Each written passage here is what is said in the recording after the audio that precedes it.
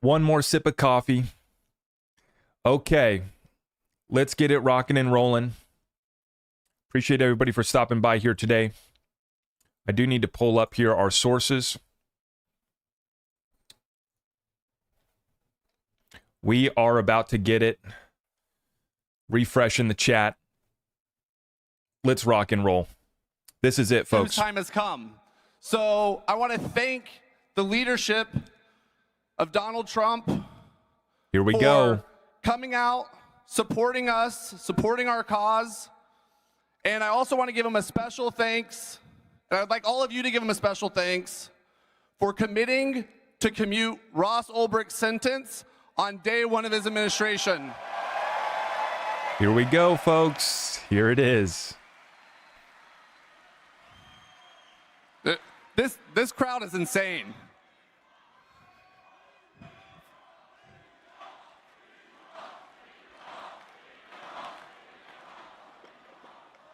Let's go. You know, I remember the first Bitcoin conference I went to. There was, I don't know, 800 people there. I think there's 8,000 people in this room.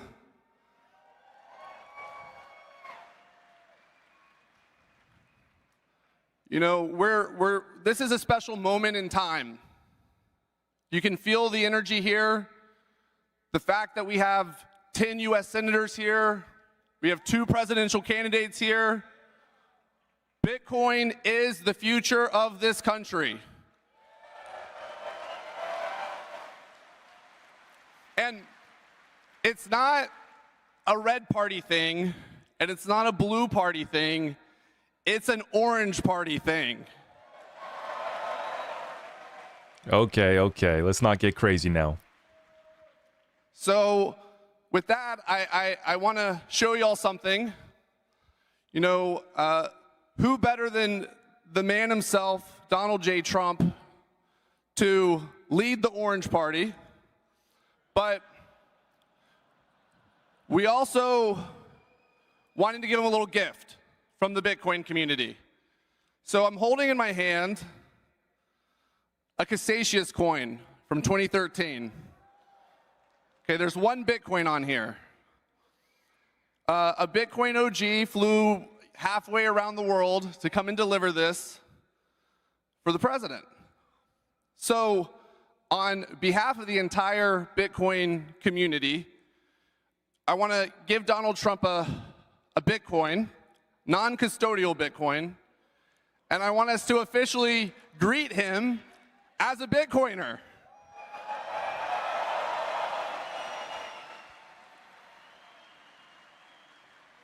So with that, I don't know if he's ready yet. We're going to be joined by the 45th and hopefully 47th President of the United States.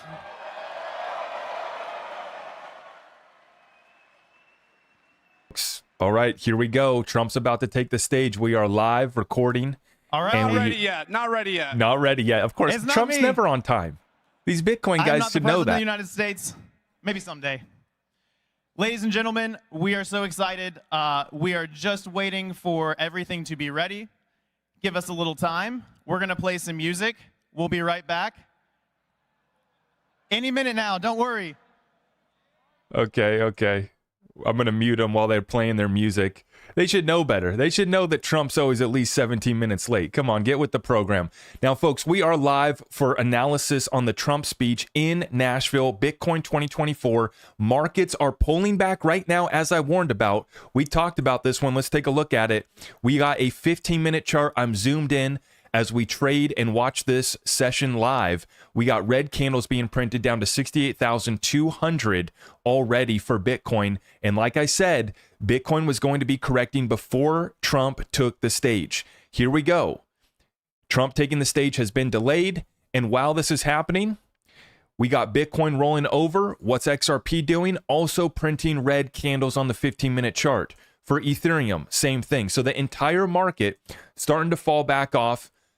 Coming back up here as we wait for Trump to take the stage, but Trump is in Nashville. We are going to get this party started. Now, already, trying to get in front of this thing. The Kamala Harris campaign decided not to send her down to Nashville, but now she seeks a reset with crypto companies, reported here from the Financial Times just about 2 hours ago. So before Trump's taken the stage, we now have a flip-flop move here by the Kamala Harris campaign. We want a reset for crypto companies. Peter Schiff says the bigger the Bitcoin pyramid grows, the more outlandish the hype that's needed to keep the scheme going. That's why Saylor keeps raising his price target. He's now up to 50 million per Bitcoin. By next year, even if Bitcoin's price is lower, his target may rise to 1 billion. Of course, Peter Schiff taking an opportunity to dig in on Bitcoin. Every single chance Peter gets to dig in on Bitcoin, he takes advantage of that. Now, that's fine. Huge shout out to Peter Schiff. And Michael Saylor, his predictions are a little bold, up to 49 million. Got to correct Peter Schiff. Peter says 50. It was actually 49 million, just to clarify. A little bit crazy, I would say, but nonetheless, the momentum here that this moment means for the broader cryptocurrency space. We got presidential candidate RFK Jr. yesterday saying that he wants to see our treasury add 4 million Bitcoin as a strategic reserve asset. Let's buy 500 Bitcoin per day until we've acquired 4 million Bitcoin. I don't know how many days that would take. And how much that would cost. Obviously, you'd have to, it's a dollar cost average strategy, so the price would vary on the daily buys. But the daily order of 500 Bitcoin per day, that would take us a while to get to his 4 million target. Now, something cute from RFK Jr., right? 4 million Bitcoin, that's awesome.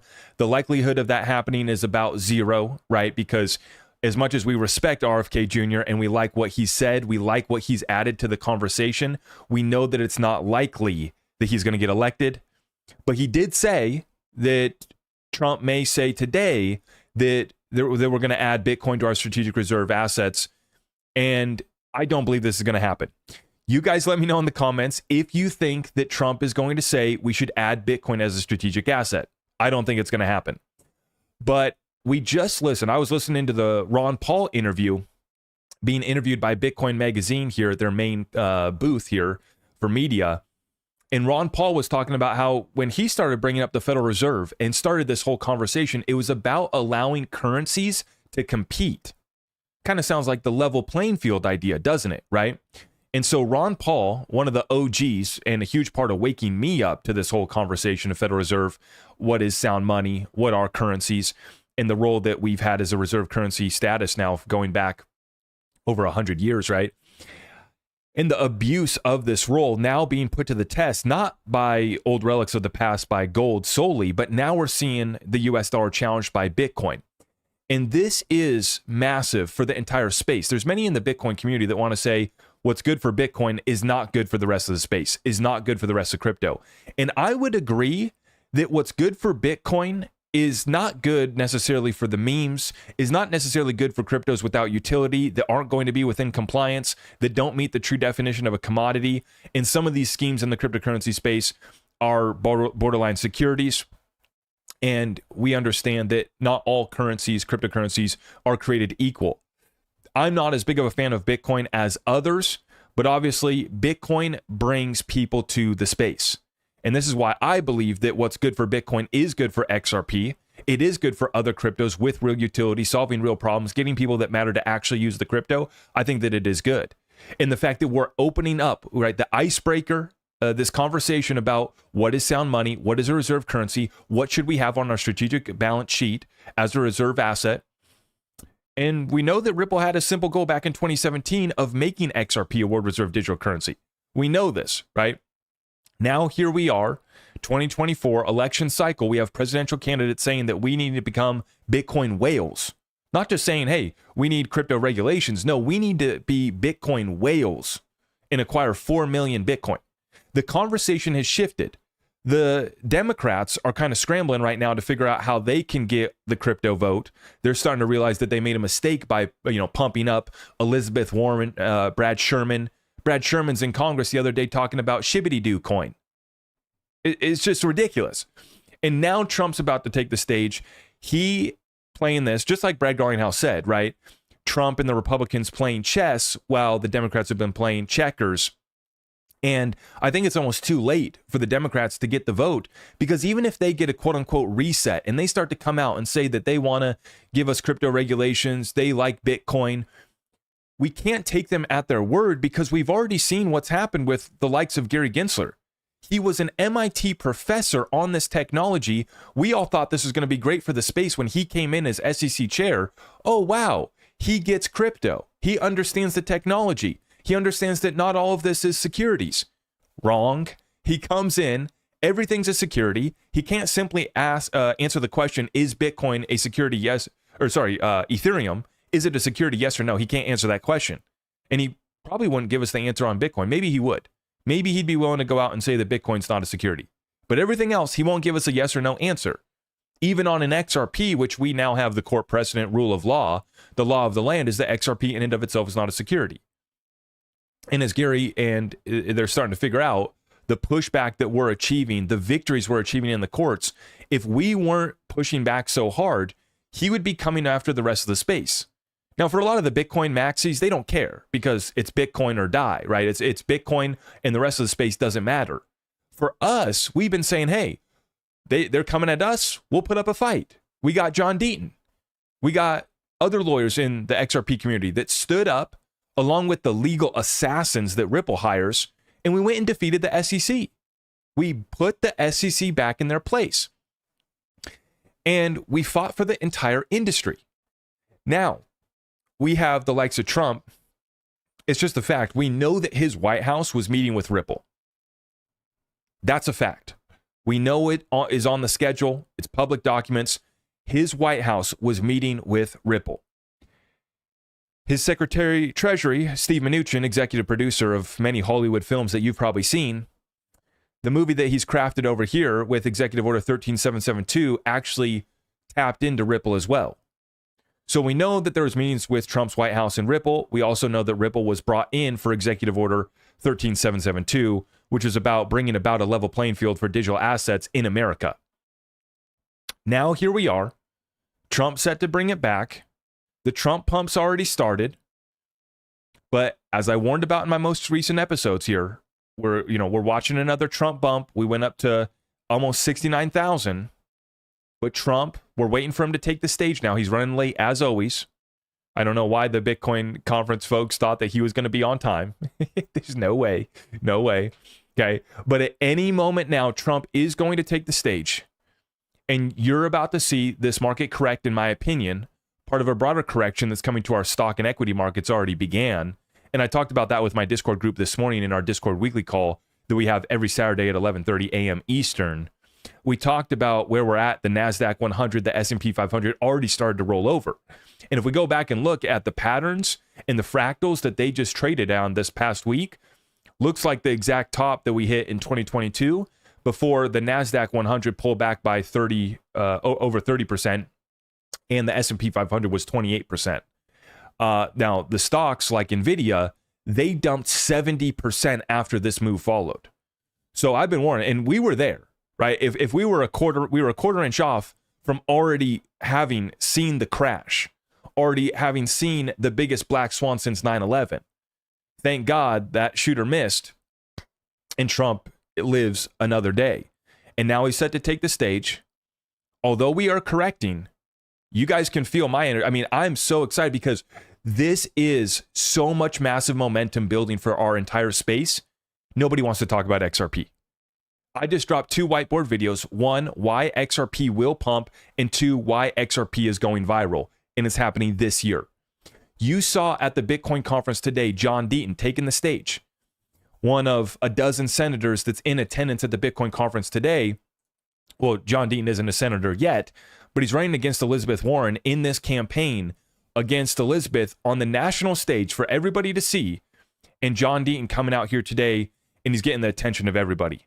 This is bullish for bringing attention to XRP because John Deaton is the XRP lawyer who fought on behalf of the XRP community and helped us defeat the SEC. This was a community effort.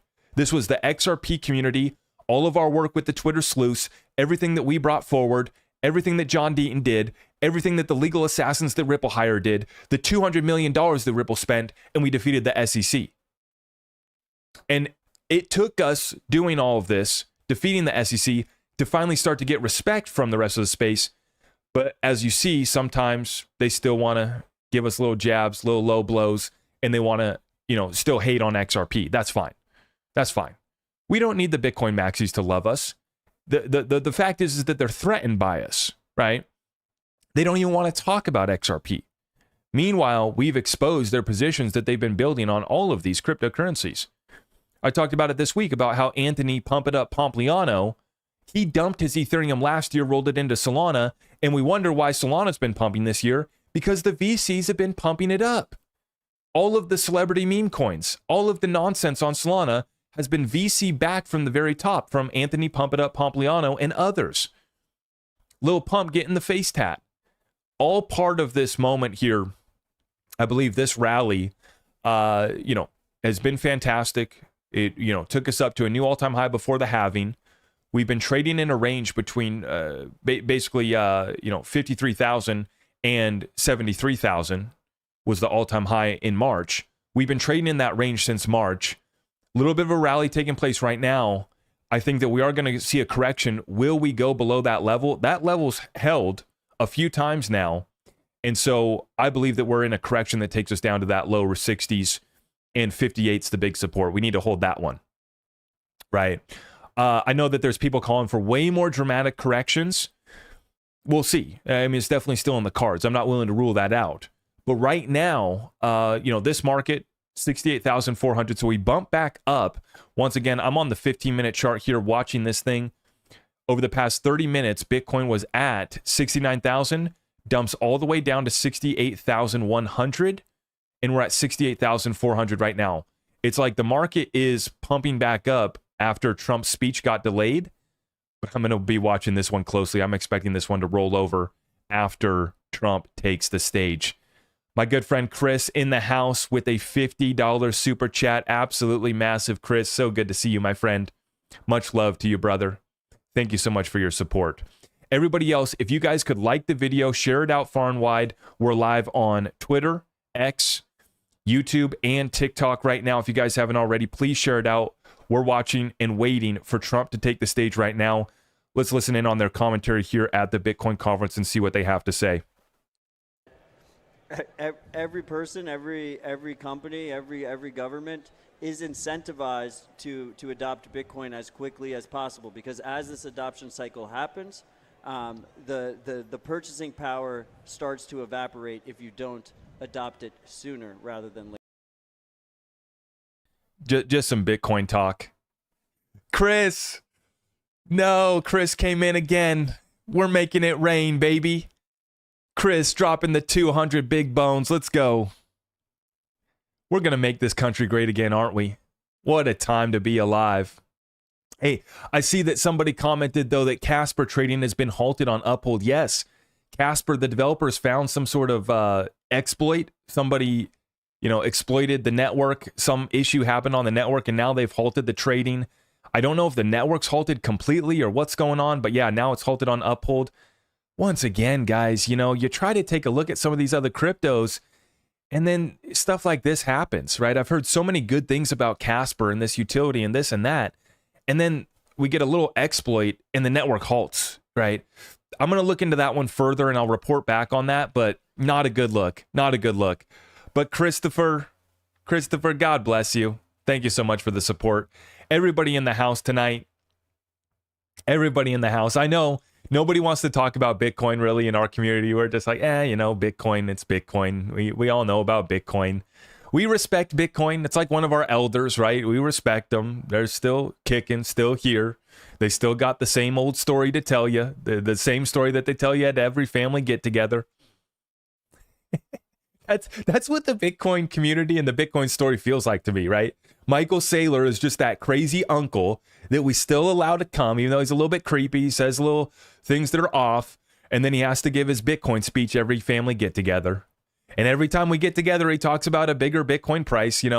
Last year it was 5 million. This year it's 50 million.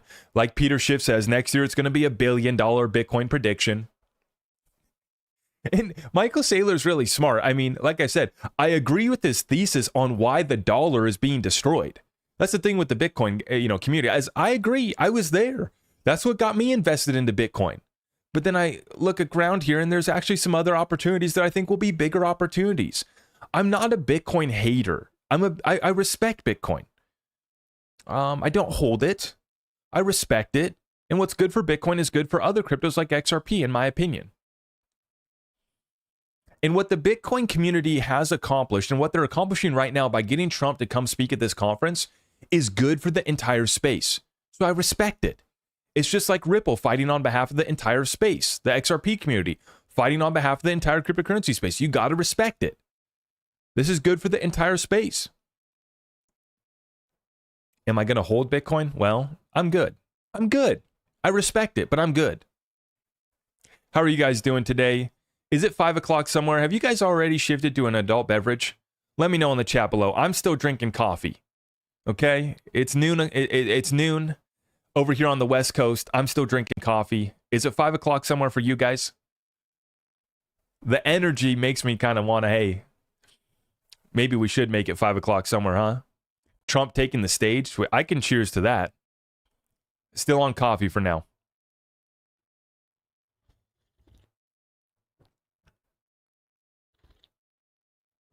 Appreciate you guys so much for stopping by. All of our community resources are available at zachrector.com. Your support means the world to me. The special guest Trump is bringing on Satoshi. Yeah, we'll see. We'll see. When is Trump slated to speak? Trump is set to speak at any moment right now. Here's what's happening. They're talking Bitcoin at the Bitcoin conference with their Bitcoin hats. I mean, that's kind of a, that's not my thing, but it's kind of a cool little deal. They got their Bitcoin hats. I seen that they had some red hats, and I don't know if it said make Bitcoin great again or make crypto great again. I don't know what it was, but they got a Trump play there going, and that's good. Like I said, this is all good for the space. It's all bullish. And as I showed you guys here, right before Trump takes the stage, we got the Financial Times reporting that Kamala Harris' campaign is seeking a reset with crypto companies. If that's the case, come out and say that you're going to fire Gary Gensler. Come out and say that you want to end Operation Choke Point, that you want to settle up and drop all ongoing litigation where the case isn't very clear. Now, the cases of fraud and actual, securities violations, that's their ballpark. Have at it. The SEC should have job security for decades to come because of all of the ICOs and the fraud and the Solana pump it up and the little pump tattoos on the face. There's plenty of opportunity for the SEC. You got job security for years. But stop going after the legitimate businesses. All lawsuits should be dropped right away. And then you should say that you're going to fire Gary Gensler. And then you should say that you're going to put somebody in there like, I don't know. Don't get me started on Kamala. Don't get me started on Kamala. We talked about it this morning. Don't get me started. Kelly, good to see you back. Good to see you, Peaky. We are in here. We are live. We are live. H-Bar is up. Yeah, H-Bar has been having some negativity in their community lately. A lot of folks talking about how they've minted a bunch of new H-Bar tokens. Crypto Guy giving some super chats here on TikTok. I really appreciate the support, guys. We're watching right now and waiting for Trump to take the stage here any moment now. Let's listen in. Here that he will be speaking. They're now talking about Michael Saylor and his price predictions for Bitcoin. We're going to take it to a short series of ads. A word from our sponsor. We'll be right back. History is moments away. Okay, yep, that's good. That's good. Still waiting for Trump to take the stage at any moment now. Appreciate you guys for stopping by. If you guys haven't already, please share out the stream for us. This is going to be a big one. This is going to be a big one. Now, the best thing that I've heard come out of the Bitcoin conference so far was what RFK said yesterday, not about buying 4 million Bitcoin, but he also said that he wants the federal marshals and every other federal agency that's confiscated Bitcoin, he wants to see that Bitcoin held, which would be very bullish for Bitcoin. But that's not what got me the most excited. The best thing that I've heard come out of this conference so far is RFK Jr. saying that the Bitcoin US dollar transactions should be unreported tax events and unreported as far as not being tracked and traced. Now, of course, everything's on the blockchain, so everything is kind of recorded there, but basically saying that, hey, allow privacy, allow these transactions to go through. They shouldn't be reported, and basically treating Bitcoin as legal tender. And if we open up that conversation, now we're going to have ourselves a party, aren't we? Because we're going to make gold and silver legal tender, just like these states have already been doing, right? Let's make gold and silver legal tender. Let's make Bitcoin legal tender. Sure, I agree. It's a commodity, currency, meets the definition. Sure, makes sense to me. And that includes XRP too, right?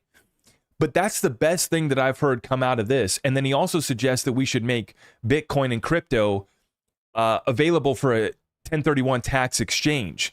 Now, what that is, a 1031 tax exchange is it allows you to transfer real property or investment property into another similar or like investment without having to realize the capital gains. So basically, if you buy an investment property, say an apartment building, you write up those gains and you sell off, but you roll all of those, all of the earnings, you roll into the next real estate investment, you won't pay any taxes, right? So as long as you keep on rolling over those profits and those gains into the next investment that's a similar or like investment product, and you got to speak with your tax accountant, of course, before you try to do any of this, go speak with a professional accountant, please. You will not have to pay any taxes legally. Now, if you were to make crypto, as it's taxed right now, it's taxed as real property. So it makes sense that it should be available for the 1031 tax exchange. So that's the best thing that I've heard come out of the Bitcoin conference so far is RFK Jr. saying, let's make it essentially legal tender that's not tracked and traced, that's not taxable, going from Bitcoin to USD, going from XRP to USD. And, let's make it available for a 1031 tax exchange. Now, that would be massive because that would essentially mean that you could go from Bitcoin to XRP and you wouldn't have a taxable event, right? I mean, guys, are you kidding me? This is the conversation that we've been trying to get to, right? Now, of course, I would love to take it one step further. Why do we even have the IRS, right? If we're going to talk about the IRS, let's have that conversation. But this is stepping in the right direction. And like Ron Paul said in his interview, he said he's been advocating for competition amongst currencies now since he's been in Congress over 30 years ago. And now he's obviously retired. But one of the OGs that's been talking about sound money, hey, let's audit the Federal Reserve. Hey, what the heck is the Federal Reserve doing? Should we even have a Federal Reserve? One of the best books that I've ever read on it is End the Fed by Ron Paul. And talking about allowing currencies to compete. This is what they don't want, right? They don't want any competition. And they definitely don't want any competition about who can be an issuer. This is why they've stalled on the stablecoin legislation is because, when Circle issues USDC, yes, it keeps the reserve currency status going. It keeps people in US dollars, but it takes business away from the Federal Reserve, which is the issuer of US dollars, right? When you have a Ripple issuing a stablecoin, it takes business away from the Fed. And so this is why they're stalling on the stablecoin legislation. The right thing to do, if they want to keep the reserve currency status, is they need to implement stablecoin legislation right away, give clear rules of the road for private issuers, and then we have issuers competing, and then we have currencies competing. And let the best asset win. Let the best currency win, right? And what you're seeing right now is the states are moving first, and they're implementing legal tender laws. They're implementing tax laws to draw in business and investment. And so the money's going to flow into states where they're not going to kill you on the property taxes. They're not going to kill you on the capital gains taxes. They have no income tax. They make these currencies legal tender. This is where we're headed. And we got to continue to push on a local level at the state level because this forces the hand of the federal government. This brings the power back to the people. And this allows issuers like Ripple to set standards for how stablecoins can be done going forward. And that's exactly what I think that Ripple is doing.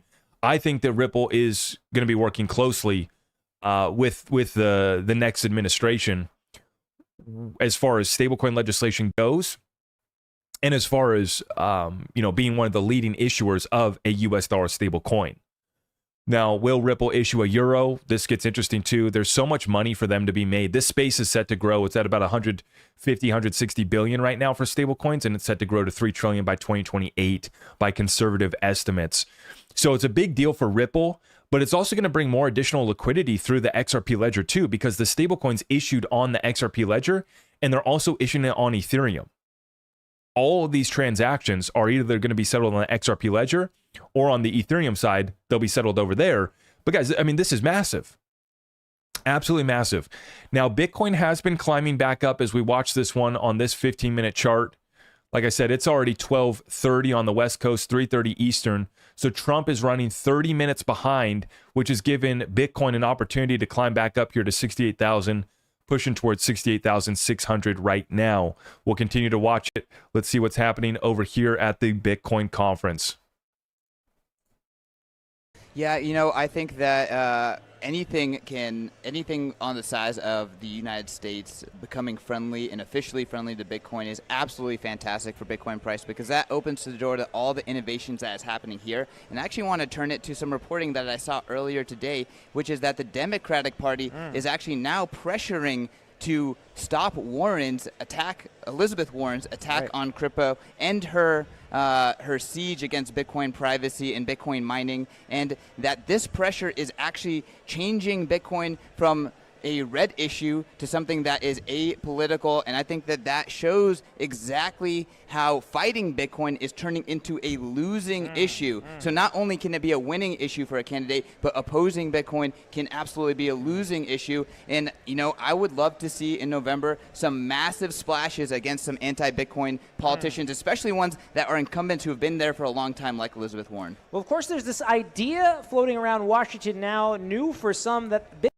Well, you can't mention Elizabeth Warren and taking her out without mentioning our good friend John Deaton, right? This is it, guys. I'm telling you, John's going viral. Whether he'll beat Elizabeth Warren or not, I'm just going to speak it into his existence. I'm going to say he is. It's a tough battle. He's got a lot of money, a lot of backing, and it's going to be a fatal mistake for the Democrats by trying to prop up Elizabeth Warren.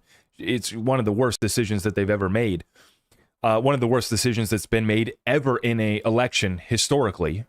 I'm going to go on the record right now and say that. By propping up Elizabeth Warren and Brad Sherman talking about shibbity-doo coin, one of the worst mistakes in any election history ever. But this is where John Deaton goes viral and where our XRP story tags along. See, the XRP story is tagging along onto John Deaton's, jacket coat there, his sport coat, as John Deaton goes to the Bitcoin conference, gets this attention, as this election between him and Elizabeth Warren will be watched by everybody across the country, right? And then this is where we get everybody from both sides of the aisle, but the pro-crypto vote, who are starting to, support John Deaton as well. It's massive, massive moment. Now, let me see here. We're still waiting for Trump to take the stage, guys. Trump is running over 30 minutes behind right now. We've been watching as Bitcoin climbing right now back up above 68,600. Ethereum climbing back up. XRP climbing back up. XRP's been holding this 60 cent level very well. Right now, we watched XRP dip down below 58 cents one time this week. But here we are trading right at that 60 cent level. It is still holding in very bullish posture. A very bullish posture for XRP. And when the cryptos were getting hit last week, it was interesting to watch how XRP kind of just held its own. And then on a couple of those days, the markets were down, XRP was up.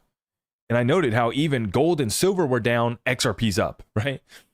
And so, yeah, this is a broader correction's begun in the stock market. The NASDAQ 100 and the S&P 500, these are two charts that I went over this morning with my Discord group. I'll show you guys what I'm talking about here. And I need to go to the daily chart, and I'm going to zoom out for you guys so you can see what we were taking a look at here for the NASDAQ 100. This is the daily chart zoomed out to 2022, and you can see that when we topped out in 2022, the NASDAQ 100 dropped by 38% after that. S&P 500 did a 28% drop right there. Now, since that point, the lows of October 2022 and the lows for Bitcoin in November of 2022, right? The markets have just gone ballistic. 62% pump for S&P 500, and many other stocks have done better. Bitcoin did a lot better than that. Bitcoin pumped up about 100%, actually over 300% from the lows of 15,000 all the way up to the highs that we hit in March. That was a significant run in rally for Bitcoin of about 300%. Now, what's interesting, though, about Bitcoin is I showed you guys back in 2019 how Bitcoin had done a 300% rally before we got to March of 2020. And then that's when we got Black Swan. And that's when Bitcoin got killed. Now, this time around, we've seen Bitcoin's only corrected by about 27% so far since topping out in March. Right up here, Bitcoin went to just below 74,000. And then we've seen a 28% pullback to this 53,000 level. That was on July 4th. We got the 4th of July dump this year. And then we've had a rally coming in here to the Bitcoin conference. This is basically, this rally, along with what's taking place in the stock market, is a pure Trump pump. And the Trump pump rotation's also happening where folks are trading out of the Magnificent Seven tech stocks and they're rolling into the others. That's why the Russell 2000 index, which tracks the smaller companies, that's been performing well over the past couple weeks. This is a pure Trump pump. And 2 weeks ago when that event occurred and we missed them, we missed the Black Swan by a quarter inch. That's why the markets have been back up. But as you saw this week, the stock started to roll over based off the earnings reports that we got and the huge miss on the earnings, right? Now, I'm wondering, has Trump just done the most epic troll? Is he not going to take the stage? Now, the most epic troll would be for Trump to come on the stage and say that he wants to back the new system by gold, right? That would be the most ultimate troll of the Bitcoin conference, is if he showed up and said, yeah, I appreciate you guys for inviting me. Thank you for letting me come here. And I wanted to talk about how gold is actually the best solution for backing the new system. And we need to add more gold as a strategic reserve. The Bitcoin stuff, that's cool, but I don't really think it's necessary. Now, that would be the ultimate troll. But we are waiting here. It's now over 30 minutes, which this is actually pretty normal for Trump, right? It'll take 30 minutes late, 45, and an hour late is nothing out of the ordinary for Trump. But maybe we just got, trolled here by Trump. I don't know. Maybe he is going to take the stage. Bitcoin back down right now, 68,300. Let me update my chart. Let's go back in on the 15-minute chart. We'll watch this one a little bit more closely. Watching as, here we go. We got a little bit of a rally off the postponing of Trump speaking, and now it's rolled back over. Let's take a look at it. Once again, 15-minute chart, 68,372.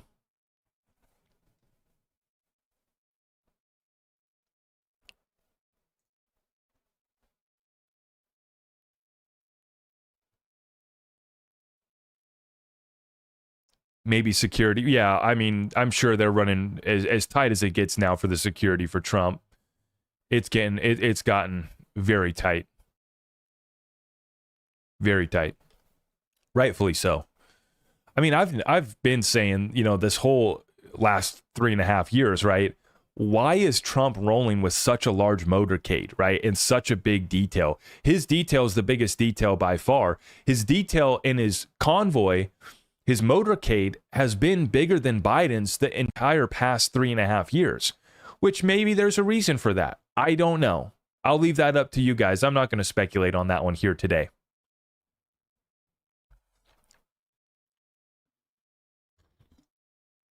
It's just a strange coincidence, isn't it?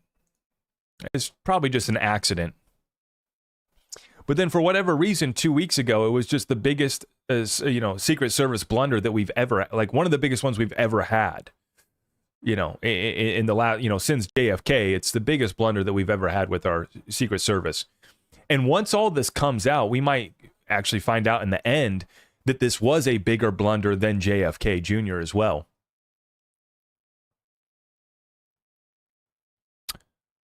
Peaky, I see Peaky showing up. He took a page out of Roaring Kitty's live. Yeah, exactly, Peaky. Yeah, that was funny when Roaring Kitty did come back. Well, he showed up like 30, 45 minutes late for that stream. I remember he had 60,000 people in the stream, I think. Or maybe it was 300,000. I forget. Do you guys remember how many Roaring Kitty had live? It was just like hundreds of thousands of people. We got 1.7 thousand with us here on X right now. We have 120 with us on TikTok and 700 with us on YouTube. We are having ourselves a party today. If you guys haven't already, please make sure that you like this video, share it out far and wide, and let everybody know that this is the place to watch the Trump speech, the Trump Bitcoin speech. It's coming at some point here. He's just making the Bitcoin bros be patient. That's good. They need to learn a little bit of discipline, right? Little bit of discipline for the Bitcoin bros. It's good to see.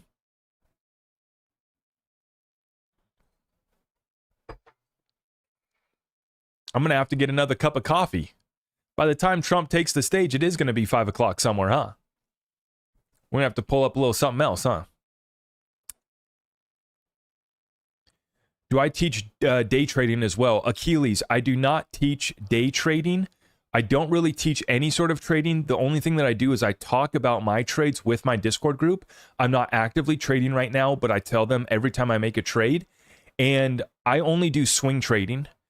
And I'm really bummed out right now because I don't have any exchange that will allow me to trade futures on it right now.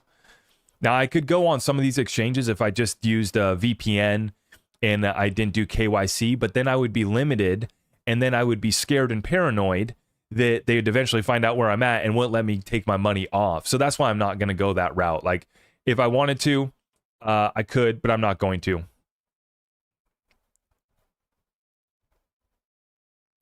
Thank you for all the gifts, all the support, guys. We are waiting. Let's listen in here. Let's see where they're at. Well, the main event of Bitcoin 2024 was minutes away. We're waiting for Donald J. Trump and potentially a special guest. Expectations are high. Strategic Bitcoin Reserve. Okay, now I just read this. Now this is hilarious. He's making them wait as long as a transaction takes. Now that might take it. Jordan Camposano. Jordan, that might be the best comment so far I've seen. He's making them wait as long as it takes for a Bitcoin transaction to go through. Well, he's definitely taxing them too, right? The Bitcoin miners get their fee. Trump's collecting a $15 million speaking fee for this engagement here today. The other thing that he's doing is he's doing the $800,000 roundtable conversation. And then if you taking it one step further, if you want a picture with Trump, it's going to cost you 60,000 racks. But if it's you and your significant other, a couple, he's only going to charge you 100,000. So the couples get the deal, 100,000 for a picture, individuals 60 racks. To sit at the round table, 800,000 and 15 million that he's collecting total for the speech here today. So it's only fitting that he's charging them that much, and it's only fitting that he's making them wait for the transaction to go through. That was a great comment, Jordan. Thank you. Thank you. Is Elon going to show up? Okay. Hold up. Can you imagine if Elon came into this conference too? Now okay, if Elon shows up, throw my prediction of the market tanking, or not tanking, but I believe that the market's going to correct as Trump's speaking, right? We've already kind of seen it come back down a little bit. If Elon shows up though, throw that out the door. We're going straight above 70,000 if Elon shows up. This thing will pump. And Dogecoin, if Elon shows up, Dogecoin's going to go stupid. I don't think that Elon's going to show up. Is that just a rumor?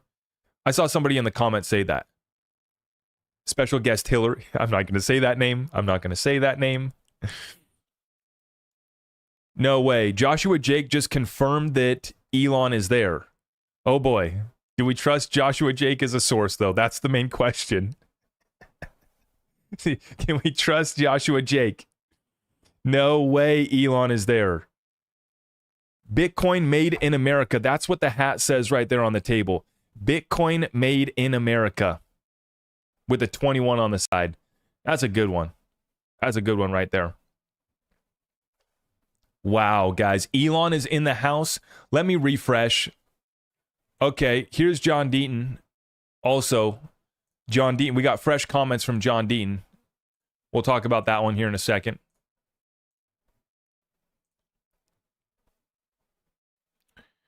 Let's talk about that in 1 second. Elon Musk jet departed New York on a direct path for Nashville. Pack your bags. We're going to Valhalla, folks. Holy okay, but we just printed a big red candle down below 68,000. We just went down to 67.7.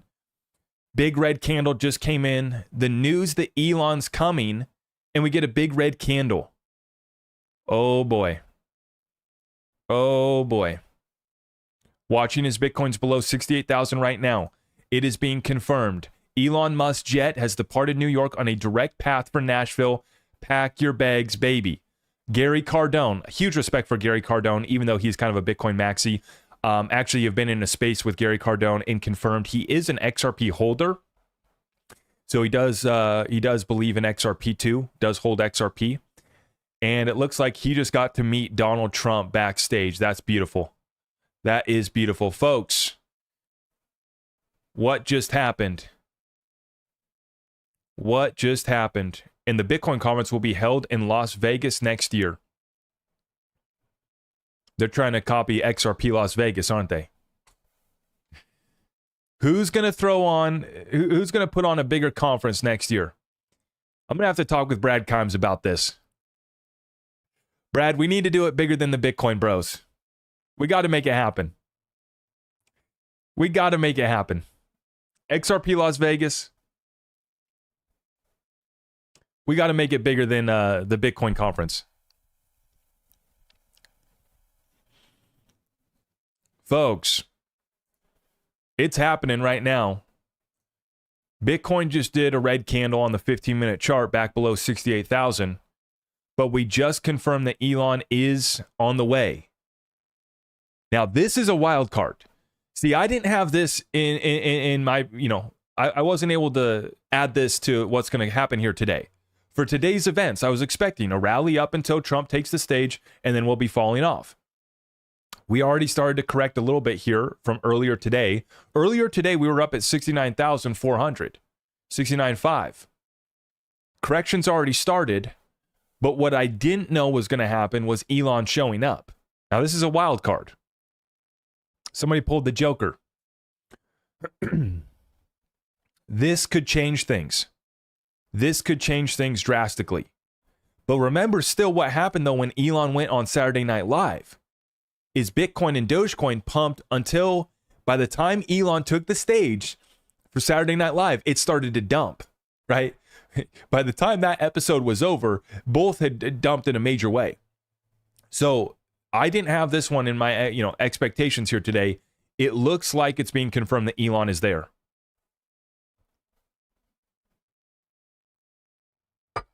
Folks, this is massive. If you guys haven't already, please like, share, and spread this one out far and wide.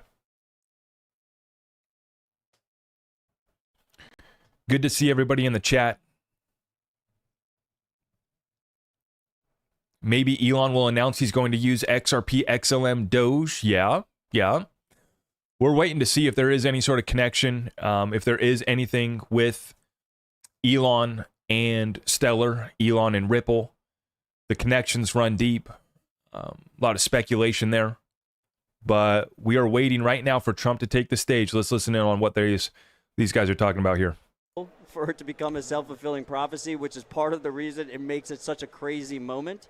And the fact alone that President Trump has come down to Nashville to the largest Bitcoin conference in the world to talk about Bitcoin and talk about innovation in America is a massive achievement in itself that not enough people appreciate at this moment, but they will appreciate in 2 decades. They will appreciate in 3 decades. They will look back on it and be like, that was it. That was the paradigm shift right there. We're waiting for Donald J. Trump to take the main Nakamoto stage with a special guest. Of course, we're talking about something more somber, the freedom of Ross Ulbricht at stake in election 2024, meaningful for a country and a community, but also meaningfully for a family. Mike, I know you've spent time with some of Ross's family, know the cause, know the movement. Q, this is something that people who have reported on the scene know well, the tale of Lynn Ulbricht and the family. Mike, Q, I'm wondering if you could speak to that. I mean, look, as someone who's a parent myself, to think about not being able to see your kid is a thought I don't want to have. And so when you see Lynn... Okay, looks like Trump is still making them wait. Trump taking as long as the Bitcoin transaction. We're up to about 50 minutes behind schedule. Just another Bitcoin transaction. They should be used to it. Here we go. Here we go. This is a political gain, not a strategy conference. I don't think anything more than self-custody will be talked about. And Camille, that's the thing, right? We're all want to see him say something. The Bitcoin community obviously thinks that we should be adding Bitcoin as a strategic reserve asset. I beg to differ, but I'm here for the conversation, and I would love to have that conversation. And if the icebreaker for that conversation is going to be Trump in attendance, then I'm here for it, right? And so this really is, once again, it's becoming an issue that you can no longer avoid. This is why the Democrats are scrambling right now to write in and change. See, this just came in from John Deaton, by the way, guys. This is breaking from John Deaton here. Let's take a look at this right now. John Deaton says, I and 75,000 token holders, including 627 holders from Massachusetts, proved that Elizabeth Warren was on the wrong side of the law when a lifelong Democrat federal judge appointed by President Obama agreed with us and cited my efforts in the Ripple XRP case. I predicted that if Grayscale or others sued the SEC similar to how I did, they would win as well. Folks, this is what I'm talking about. John is still talking about XRP. Everybody was all upset. Oh, John Deaton owns 80% of his wealth is in Bitcoin, is what he said, right? And everybody's all worried. Oh, why isn't he holding XRP, this and that? John owned more Bitcoin than he did XRP before he got involved in this lawsuit, right? And I think he's pretty much held on to the same bags, and maybe he's been dollar cost averaging a little bit while this has been going on. But he already was mostly invested in Bitcoin before he came in and represented the XRP community. But he's not like hiding his past. He's not, not mentioning this. This isn't something that he's like worried about mentioning. Is he going to mention that first thing at a Bitcoin conference? Obviously not. But here today, he's applying pressure, mentioning the victory that he achieved. Once again, highlighting how Elizabeth Warren was on the wrong side when a lifelong Democrat federal judge, Democratic federal judge appointed by Obama, agreed that XRP was not a security. After Grayscale sued, the Court of Appeals ruled the SEC's denial of the Bitcoin spot ETF was arbitrary and capricious. In other words, the appellate court ruled in essence that the SEC needed to grant the Bitcoin spot ETF. Despite that ruling, Elizabeth Warren argued that Gary Gensler and the SEC should defy the court's orders and not grant the spot ETF. This is how backwards Elizabeth Warren and her camp is. Elizabeth Warren's complete lack of respect for the law is utterly shameful. Senator Warren's claim to be for the poor and middle class, yet wants to ban an asset class that could help lift people out of poverty and expand prosperity. The good news, change is a-coming. And JohnDeatonForSenate.com is where you can find that. I've linked up John Deaton in the link in the description of every single one of my videos. God bless John Deaton. God bless the XRP community. Shine that spotlight down on us, the adults in the room, leading the charge on the legal battlefield as me and you stand humbly behind John Deaton, ready to take our orders, the legal assassins at Ripple leading that charge, spearheading the battle, Grayscale taking them on, Coinbase taking them on, Debtbox. In the Debtbox case, the SEC lawyers get sanctioned for lying to the court. Folks, we've exposed them completely. The tide has completely changed. And like I said, this is going to be one of the history books will look back on this moment. In political classes, they'll be teaching kids about how this is one of the biggest political blunders any party has made in an election was the Democrats propping up Elizabeth Warren and Brad Shibbity-Doo Coin Sherman, Brad shill for the bank Sherman, propping up these clowns instead of leaning in to crypto level playing field. It's so simple. You don't have to be a Bitcoin maxi. You don't have to be a crypto maxi. You just provide the ability for the entrepreneurs to innovate in this country, but they don't want to do that. Why? Because they're bought and paid for. Just like some of the Republicans too. Don't get it twisted. This is not left versus right. It's just that the political policies that have been laid out by both sides have been clear. One side is saying, flip the switch, pro-crypto, pro-regulation, SEC needs to be checked in. The other side is propping up Elizabeth, I got a plan for you, Warren, and Brad Shibbity-Doo Coin Sherman.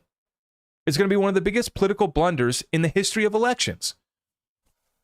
Also, I'm going to hold back my words on that. Don't get me started. I'm going to hold back the rest of my comments on that. Let's see. Trump's about to take this stage here anytime now. Shibbity-doo coin. Brad Sherman in Congress talking about shibbity-doo coin. Zach, do you think you will ever get into politics? You should. We were just talking about this this morning in our Discord weekly call about how I'm not ready to go into politics yet, but maybe down the road. I need to create generational wealth a few times over, and then yeah. For now, I like being on the outside. I can operate from the outside, which you almost can get more. You can almost get more done in the, being on the outside than you can actually going to DC and becoming a senator, becoming a congressman, serving in your local council and all that. You almost can get more done on the outside, and especially in media. So yeah, maybe one day.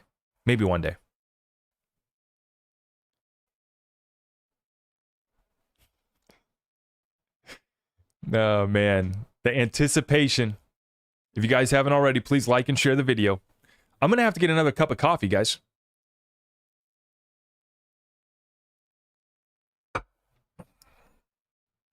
How are we doing today?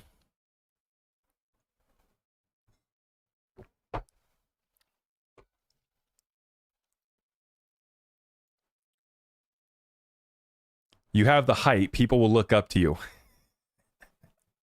I do. I check some boxes, but in some other areas, yeah, I'd have to perfect some things. Is Trump speaking? Not yet. They're running ads for God Bless Bitcoin right now.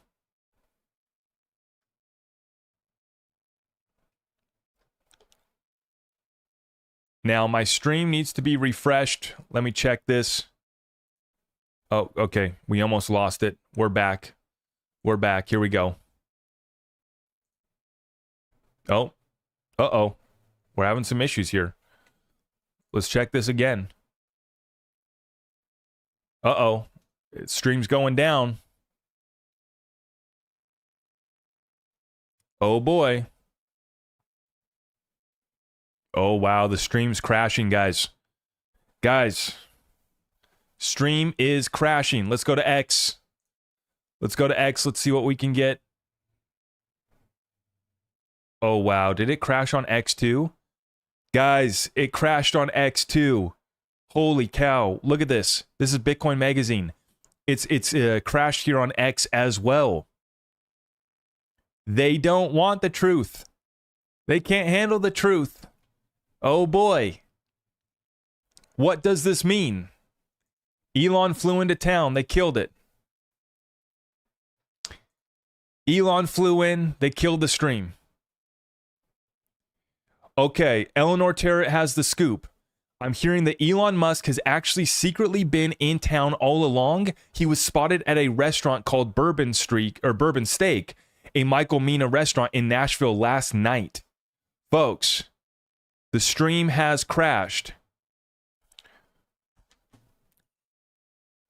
Wow. Let me try refreshing. Let's see what happens. It's still down. Wow.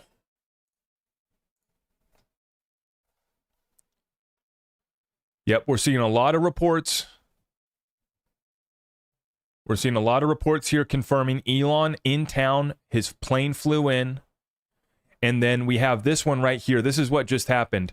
Representative Willie Nickel, he was just speaking at the Bitcoin conference, says he has penned a letter to the DNC with 14 Democrat members of Congress, including Ro Khanna, advocating for a new approach to crypto policy. The letter asks for 4 things. First off, add pro-crypto language to the party platform, choose a vice president who is pro-crypto and knowledgeable about digital assets, select a pro-innovation SEC chair, engage in a meaningful way with the industry.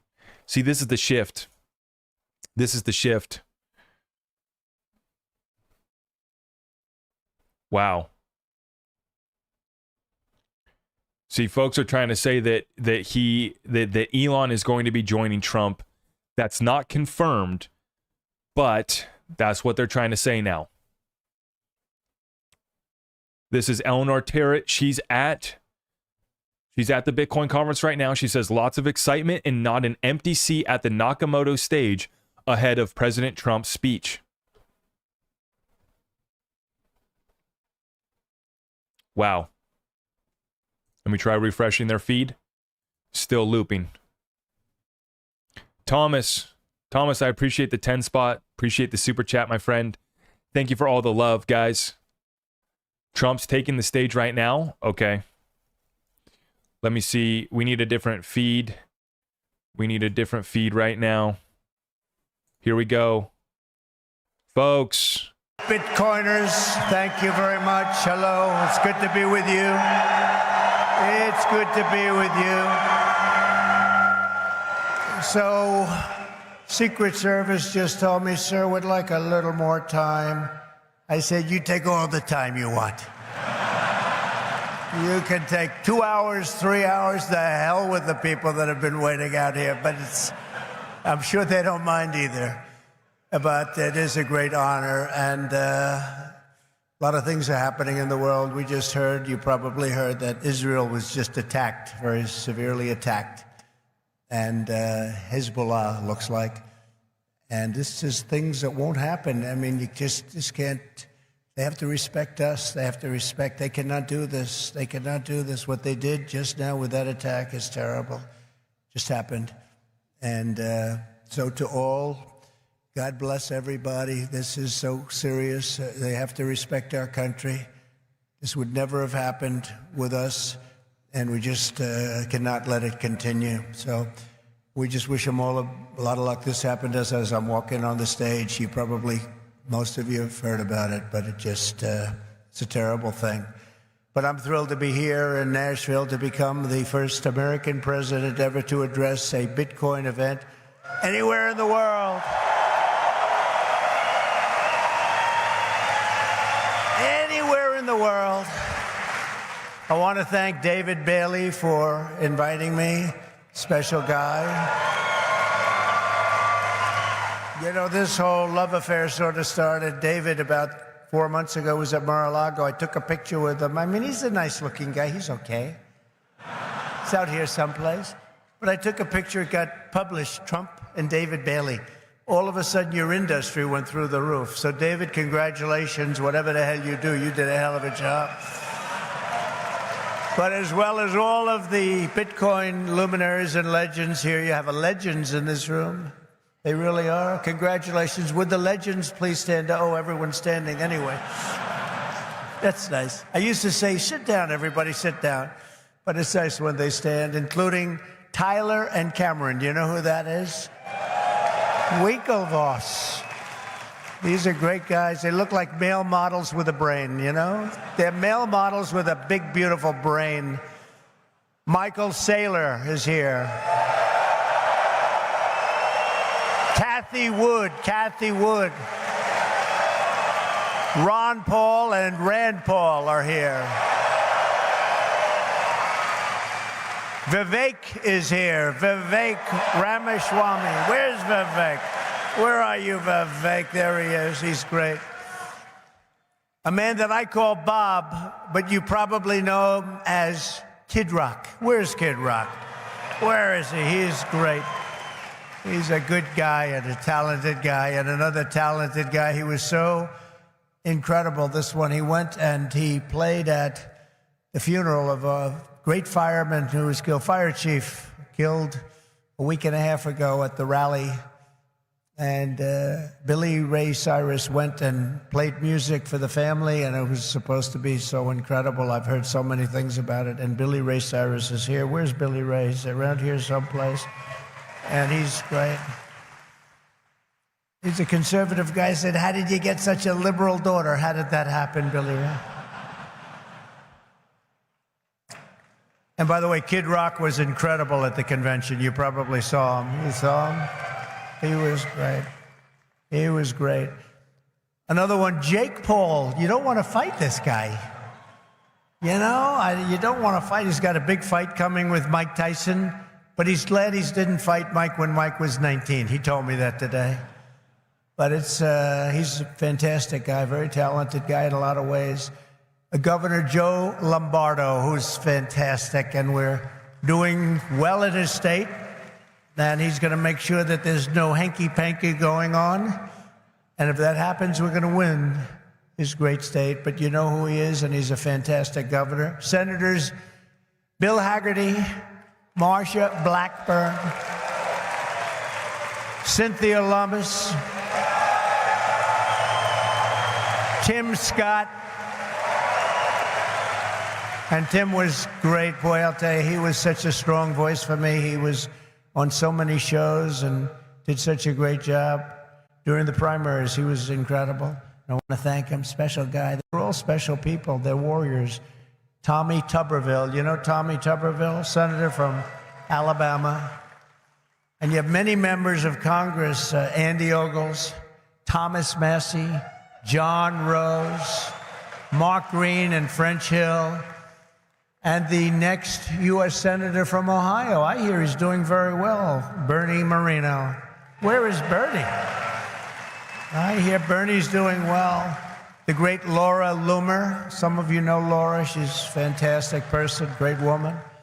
And a tremendous developer from New York and Florida, one of the best, Steve Witkoff, and he's got his son Alex with him today. That's an incredible family, development family. They've been supporters from the beginning. Howard Lutnick, Cantor Fitzgerald, incredible, one of the truly brilliant men of Wall Street. And a whole group of his distinguished guests and a lot of our distinguished guests. We have a lot of other people here, and I won't bother anymore. That's enough. Because we have to talk about crypto. We have to talk about Bitcoin. We have to talk about all these great companies. But our country is blessed to have the extraordinary talent, energy, and genius represented in this room. It really is great genius. Not all of you, but most of you. Many of you. But this is the kind of spirit that built America, and this is the spirit that's going to help us make America great again. That's what we're doing. I stand before you today filled with respect and admiration for what the Bitcoin community has achieved. It's incredible, actually. I sort of say to my sons, it's like incredible because they know so much about it. They're so aware of it, much more so than people that are a little bit older. But I say this is the steel industry of 100 years ago. It really is. I think you're just in your infancy. I can see it happening. In just 15 years, Bitcoin has gone from merely an idea posted anonymously on an internet message board to being the 9th most valuable asset anywhere in the world. Can you believe that? Is that right? That's a big deal. Think of that. It's already bigger than ExxonMobil. Soon it will be surpassing the entire market cap of silver. It's not bad. How about gold? How about gold? Let's go gold. And one day it probably will overtake gold, but based on the way it's going now, it could very well be a possibility. There's never been anything like it, and I don't think you've ever seen anything like it. And most people have no idea what the hell it is. You know that, right? So what happens when they figure it out? That's going to really be something. Bitcoin is not just a marvel of technology. As you know, it's a miracle of cooperation and human achievement and a lot of relationships that are formed. I just did a meeting, a roundtable with a lot of the leaders, and it's amazing. There's a great camaraderie. It's really interesting. There's competition, but there's a relationship, there's a friendship that's developed with a lot of these people. I noticed it. I don't usually see that too often. I see the opposite, actually. They want to get each other. They want to kill each other. These guys have a great feeling. Very smart people, too. Congratulations on all that you've accomplished. This room is amazing. The people in this room, high IQ individuals. I'm running against a low IQ individual, her. I'm not even talking about him, her. I got a low IQ individual. The reason I've come to address the Bitcoin community today can be summed up in two very simple words: America first. Because if we don't do it, China's going to be doing, others are going to be doing it. Let's do it and do it right. My vision is for an America that dominates the future. We have the best economy, the highest standard of living, the safest and most beautiful cities. And by the way, when I say safest, our cities are going to hell right now. Our cities are going to hell. We're going to fix our cities. We're going to work with Democrats that have destroyed our cities, but we'll work with them, and we're going to get our cities back. We're going to bring our country back.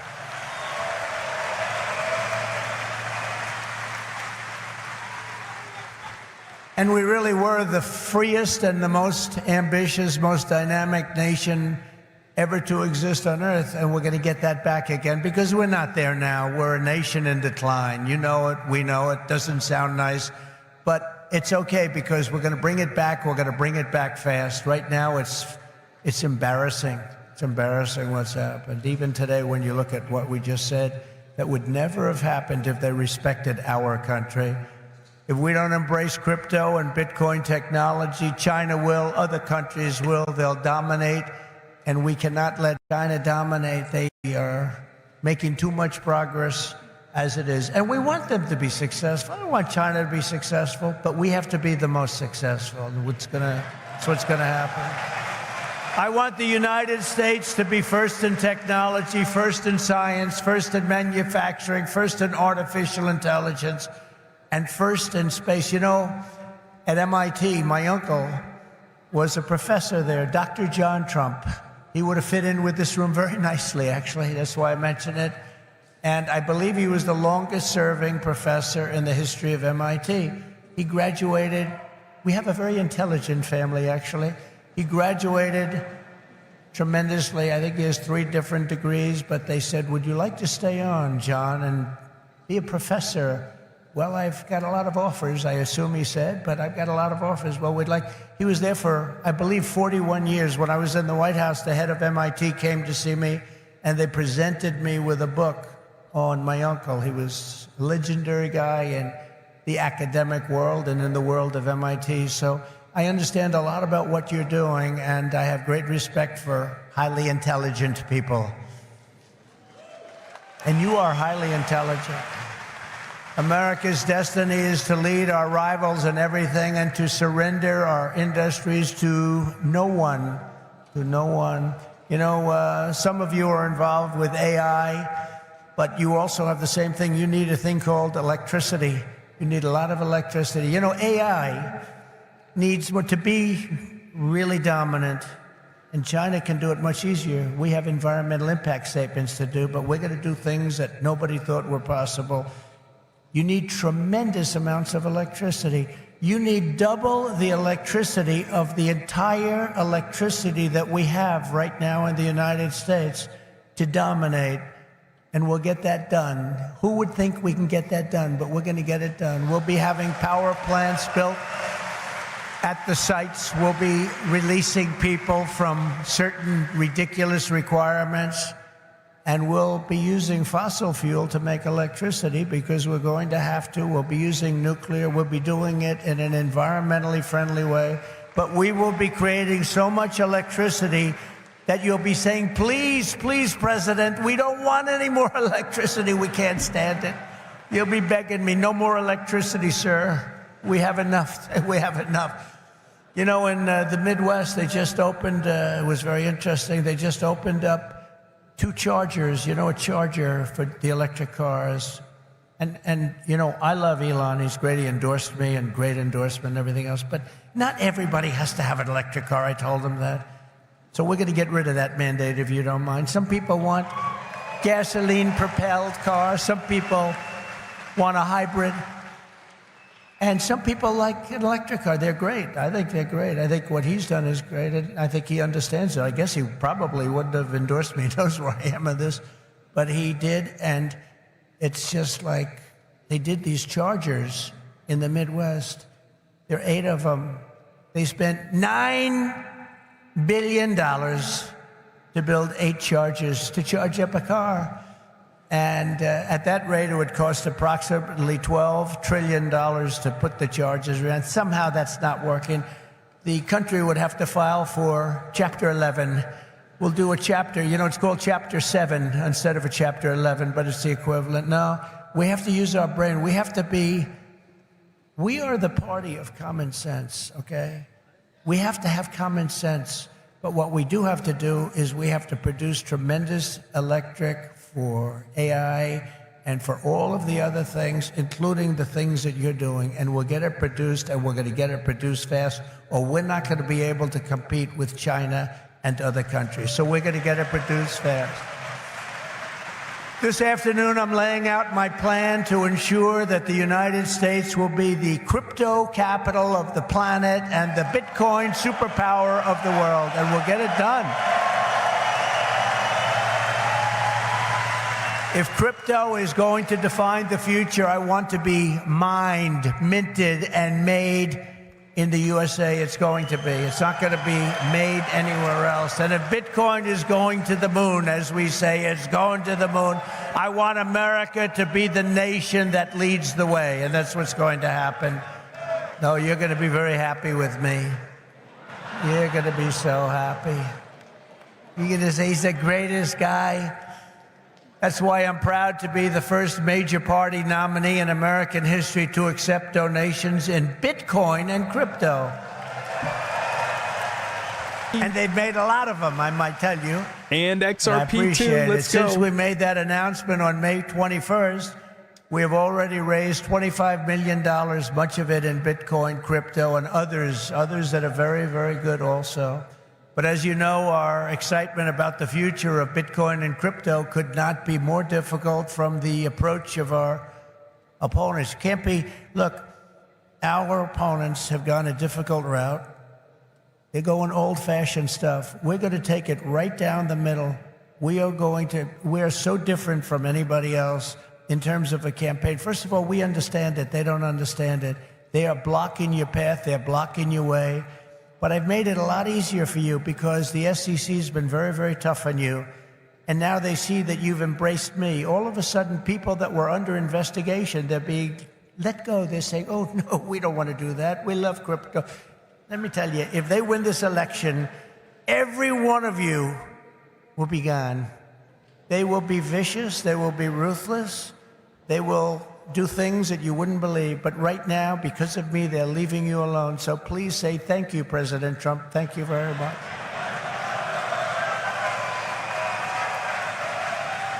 And the reason they're doing that is I've heard from some of your great geniuses that talk to me about this subject. I've heard from Vivek. 175 million people in some form are involved with this world of crypto and Bitcoin and all of the others, 175 million. So when they heard that, they said, let's be nice to them, at least until after the election. So I've taken a lot of pressure off a lot of people. A lot of people are very happy today that about 3 months ago weren't so thrilled. For 3.5 years, is that right? Look, he just said that's right. And you know it's right. For 3.5 years, the current administration has waged a war on crypto and Bitcoin like nobody's ever seen before. For those who work in this industry, they target your banks, they choke off your financial services. Have people seen that? Yes? Yeah, they have. Plenty of hands up. They block ordinary Americans from transferring money to your exchanges. They slander you as criminals. But that happened to me too, because I said the election was rigged. He said the election was rigged. He should spend the rest of his life in jail for making that statement. Of course, they say it about us, and it's okay, right? No. And by the way, we're doing very well in the election. You know, we lost a candidate recently, crooked Joe Biden. And I thought, we lost this wonderful person. You know, he's actually a terrible human being, if you want to know the truth, so don't feel sorry. And we have another he's a worse human being, and I sort of made an analogy last night. Last night, think of this, I was speaking in front of a very powerful and very strong, very religious group, Christians, evangelicals, Christians. And then today I come in front of Bitcoin, and now I'm going to Minnesota to do a rally. You think my life is so great, don't you, huh? But I cover a lot of territory. I go from religion to Bitcoin to a rally. And I don't get it mixed up like other people do.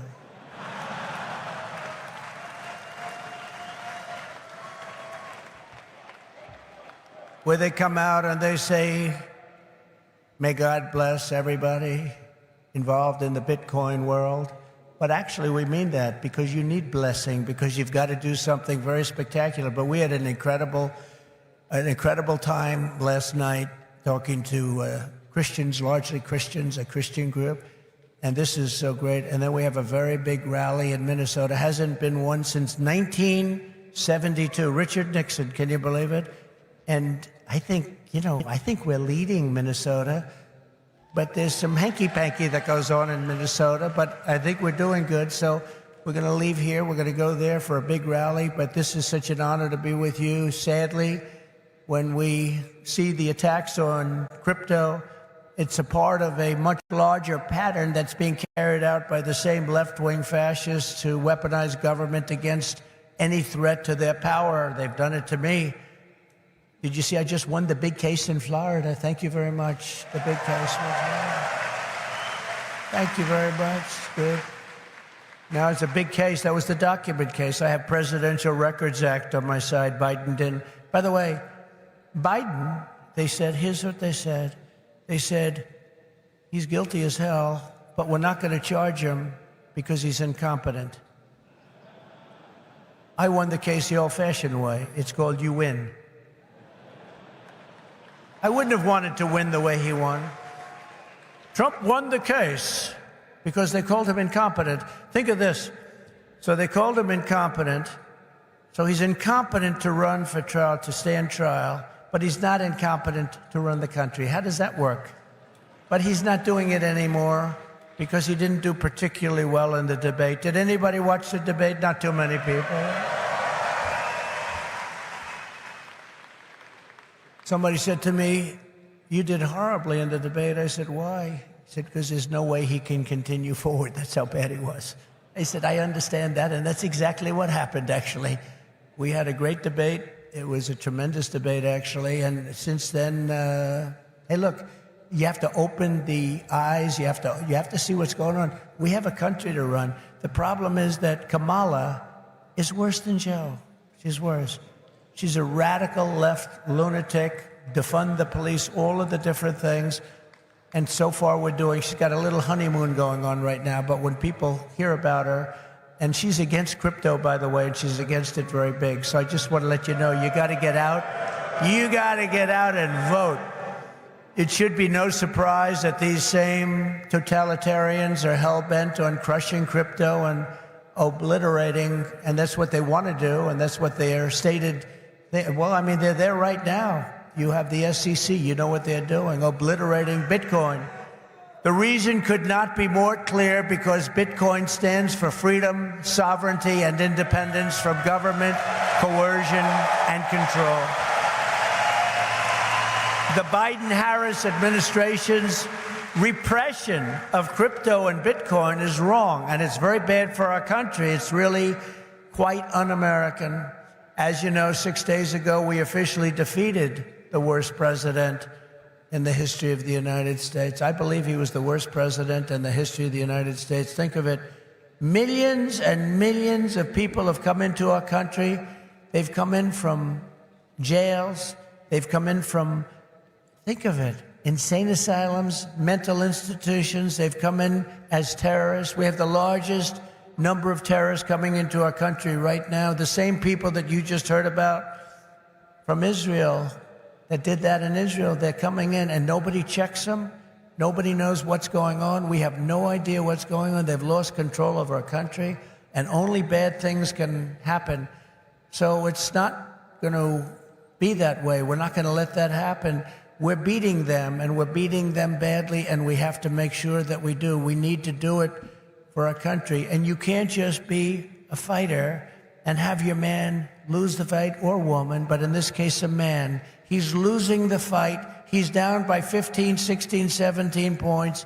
They say that you're not going to win, Joe. You got to get out. He didn't want to get out. He said, I'm not getting out. He said, you're getting out. He said, I'm not getting out. I got 14 million votes. I'm not getting out. They said, if you're not getting out, we're going to institute the 25th Amendment on your mental competence. He said, like I said before, I think I'm going to get out. Okay? And they got him out. But it's like, think of this. You fight, you're in a campaign. You Folks, spend we a lot warned of about money, a lot this. of time, a lot Bitcoin of dumping effort, below and he's 67,000, losing. And then they XRP say, dumping "Let's right take him now. out of the fight. I'm We'll put taking a my new notes. fighter in there." The Live new analysis fighter of is the her. Trump speech. Probably my Bitcoin second dumping. choice. He will always be my first choice, but she'd be my second choice. And again, if we don't win this race, and I know you're not that political, but you have to be political because your whole thing, I mean, you have a lot of politics involved in what you do. If we don't win this race, this country could be finished as we know it. This country is going to be in bad shape, and we have to be in there. We have to fight, and we have to win. And I pledge to the Bitcoin community that the day I take the oath of office, Joe Biden and Kamala Harris's anti-crypto crusade will be over. It will end. It'll be done. It'll be done. The moment I'm sworn in, the persecution stops and the weaponization ends against your industry. And as long as I'm in the Oval Office, Elizabeth Warren, Pocahontas, do you remember? Yes, I'm an Indian. Yes, she said, I'm an Indian. Why are you an Indian? You don't look like an Indian. No, my mother told me I have high cheekbones. Oh, that's why she was an Indian. So I named her Pocahontas.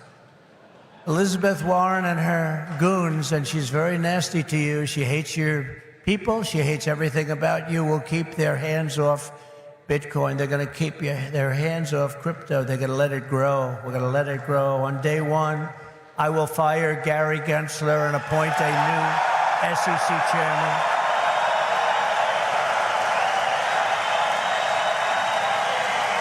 You heard it, folks. Fire Gary Gensler. Can we get a John Deaton shout out? Can we get a John Deaton shout out? I didn't know it was that unpopular. Oh, boy. Can we get a John Deaton shout out? Let's go. Wow. I didn't know he was that unpopular. Let me say it again. On day one, I will fire Gary Gensler. Whoa.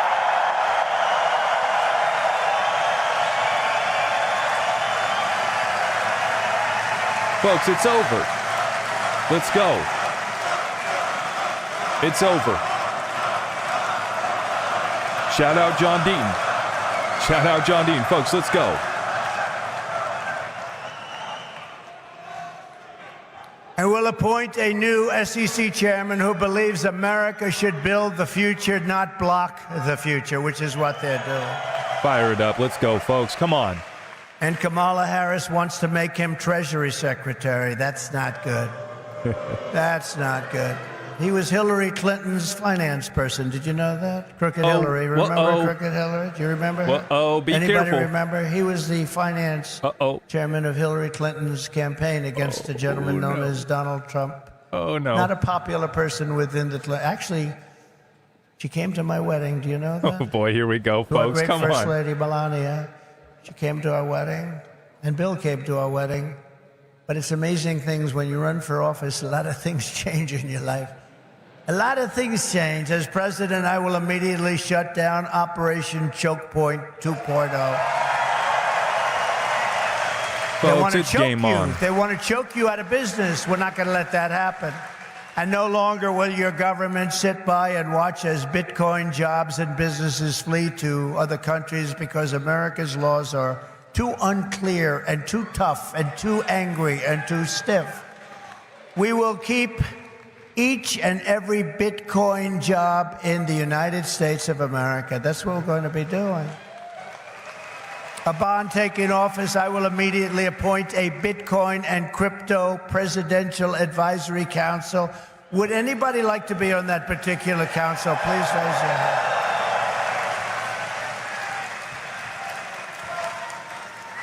Their task will be to design transparent regulatory guidance for the benefit of the entire industry, and they will get it done in 100 days. We will have regulations, but from now on, the rules will be written by people who love your industry, not hate your industry, people that want to make it clear and simple, straightforward and fair. people that want to see your industry thrive, not dive. How about Next, Bragg I will Garlinghouse? immediately order the Treasury Department and other federal agencies to cease and desist all steps necessary, because, you know, there's a thing going on in your industry. They want to move the creation of a central bank digital currency. It's over. Forget it. CBDC. There will never be a CBDC while I'm president of the United States. And I will always defend the right to self-custody. Self-custody. You're going to have a great industry.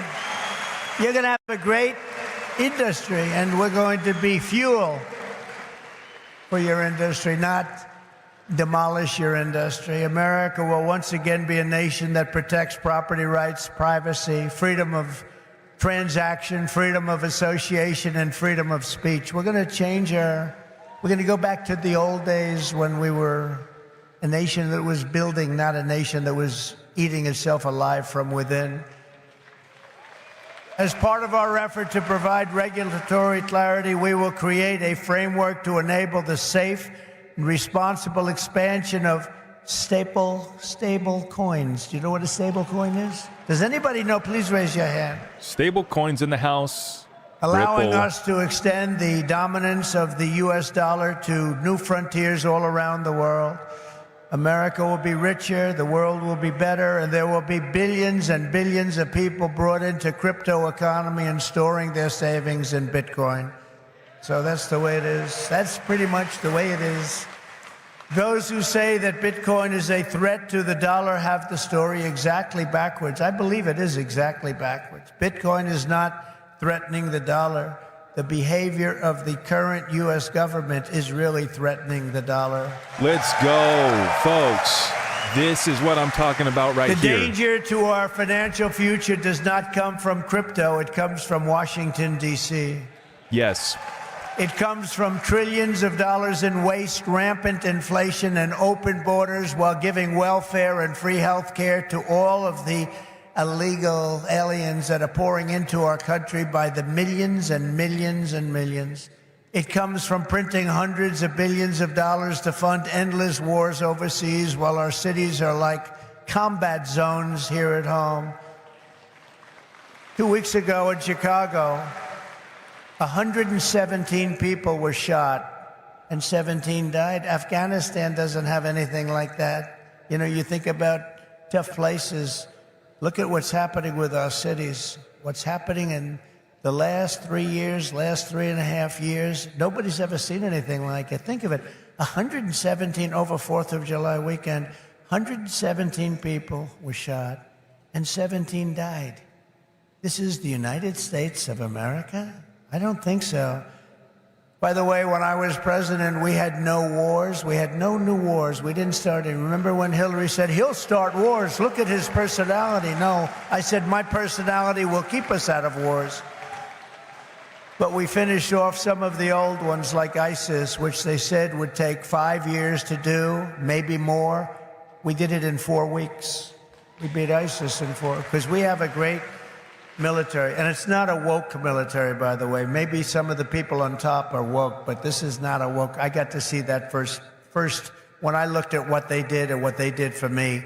They were unbelievable. They did things that nobody thought were possible. Our real generals and our soldiers, there's no woke. They're trying to get them to be woke, but these people are not going to go woke. I can guarantee you that. With your support this November, we will restore competence and we will restore common sense to our nation's capital. Because ultimately, it is about, it's not, are you conservative? Are you liberal? Are you progressive? They like progressive. It sounds so nice, right? It'll destroy our country. It's actually become a terrible word. It'll destroy our country. But it's not about that. It's about common sense. We want to bring common sense back in. This is all common sense that we're talking about today. And Bitcoin and crypto will skyrocket like never before, even beyond your expectations, and you are the people that are doing it. As we stop the war on crypto, we will immediately, and we'll do this very quickly, begin to build our economy, because when America is prospering, Bitcoin is soaring and it'll go up with it.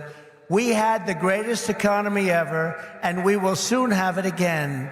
Under the Trump administration, the typical middle-class family income rose by $6,000 a year. People don't like mentioning that. America had more money to save than at any time in many decades. As a result, during my 4 years in office, now you have to listen to these numbers. These numbers are like beautiful.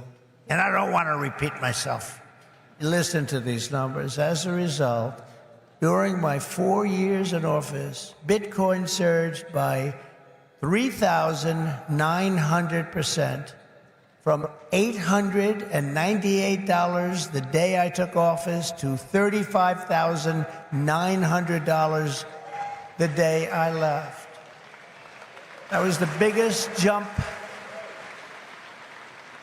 I guess, in just about any industry. Think of that. Now compare that to just after 3.5 years of Biden and Harris, adjusted for inflation, Bitcoin is up 50%. Now 50% sounds good, but not when you're comparing it to almost 4,000%, right? 50%. You know, normally you'd say, oh, that sounds pretty good. Let's not put that into the speech. No, 50% is not good.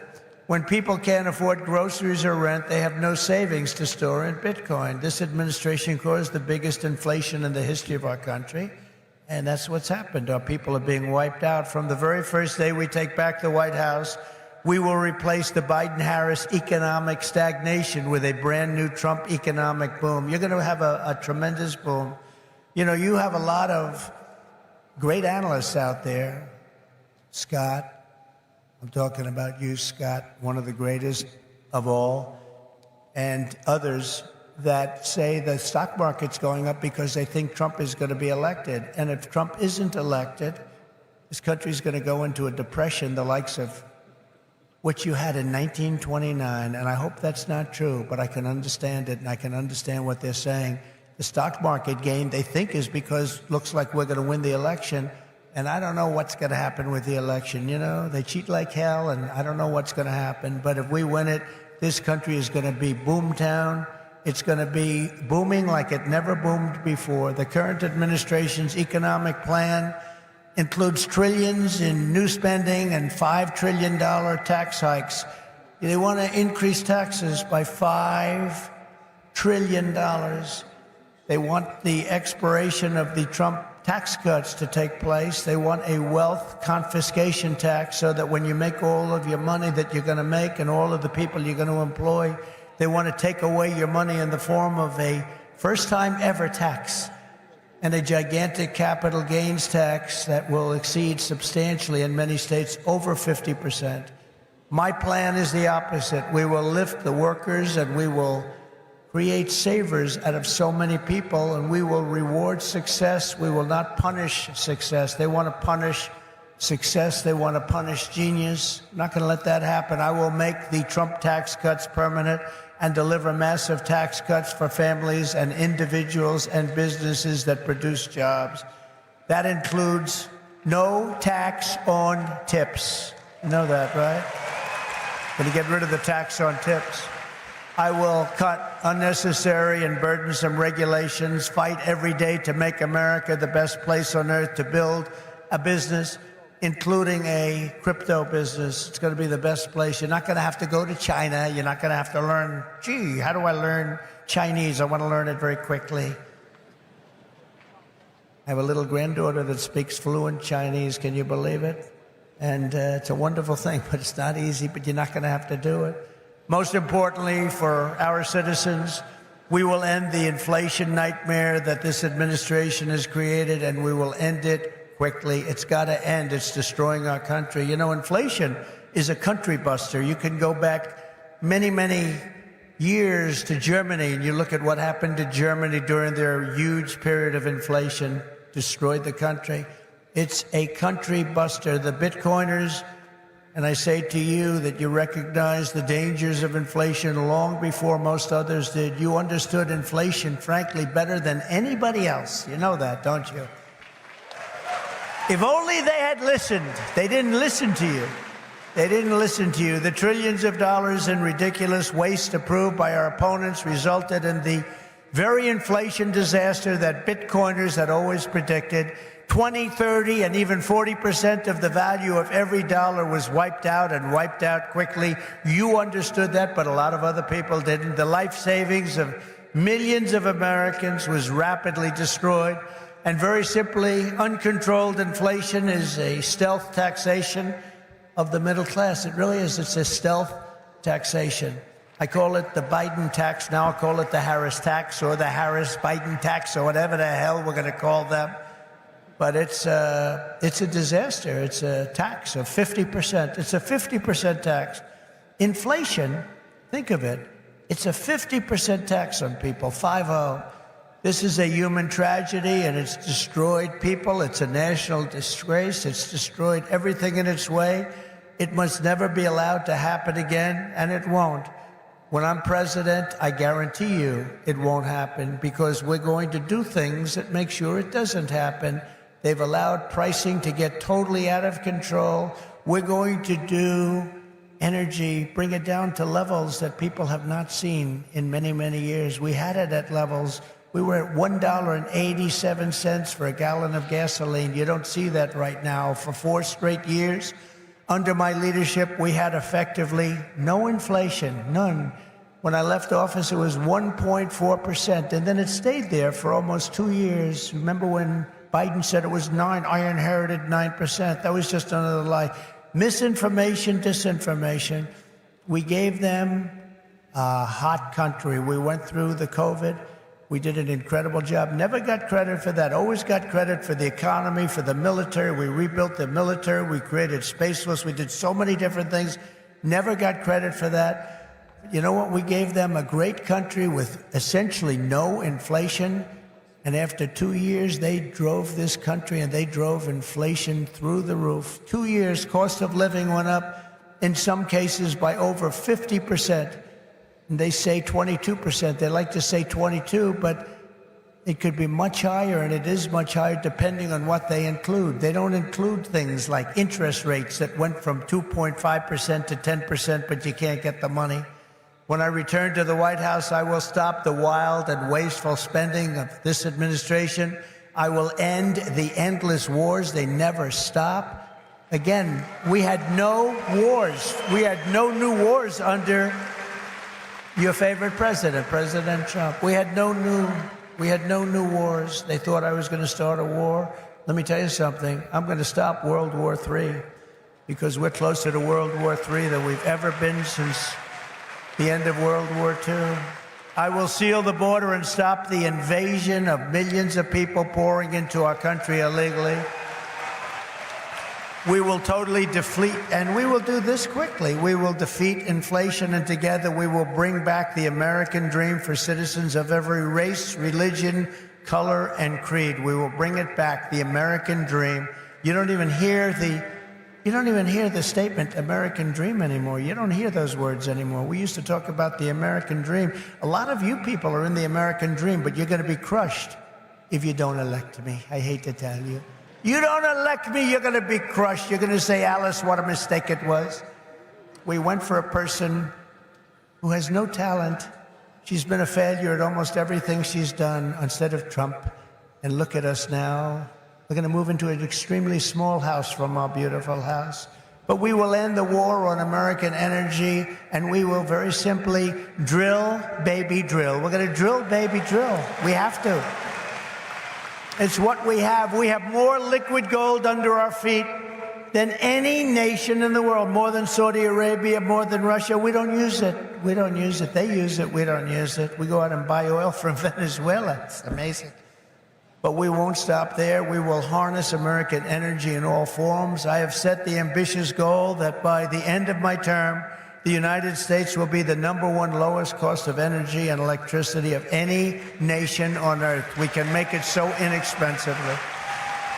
Because of what we have under our feet, we can make it so inexpensively. And with low energy costs, America will become the world's undisputed Bitcoin mining powerhouse. You'll be a Bitcoin mining powerhouse. You will not have to move your family to China. You will not be moving to China. As we implement these reforms, Bitcoin and crypto will grow our economy, cement American financial dominance, and strengthen our entire country long into the future. Many Americans do not realize that the United States government is among the largest holders of Bitcoin. Does anyone know that?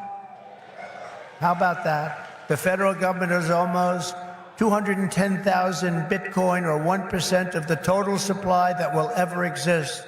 But for too long, our government has violated the cardinal rule that every Bitcoiner knows by heart. Never sell your Bitcoin, right? Hold up, folks. Hold up. Are we going to be Bitcoin That's hodlers? right, isn't it, huh? That's Are right. we going to be Bitcoin hodlers here in the U.S.? How did I figure that one? Never sell your Bitcoin. And so, Hold up. as the final part of my plan today, I am announcing that if I am elected, it will be the policy of my administration, United States of America, folks. Hold up. to keep 100% of all the Bitcoin the U.S. government currently holds or acquires into the future. We'll keep 100%. I hope you do well, please. Folks, there it is. This There it will is. serve in effect as the core of the strategic national Bitcoin stockpile. As you know, Whoa, folks. Hold up. As you know, most of the Bitcoin currently held by the United States government was obtained through law enforcement action. You know that. They took it from you. Let's take that guy's life. Let's take his family, his house, his Bitcoin. We'll turn it into Bitcoin. It's been taken away from you because that's where we're going now. That's where this country is going. It's a fascist regime. And so as I take steps to transform that vast wealth into a permanent national asset to benefit all Americans, today I repeat my pledge to commute the sentence of Ross Ulbricht to a sentence of time served. It's enough. It's enough.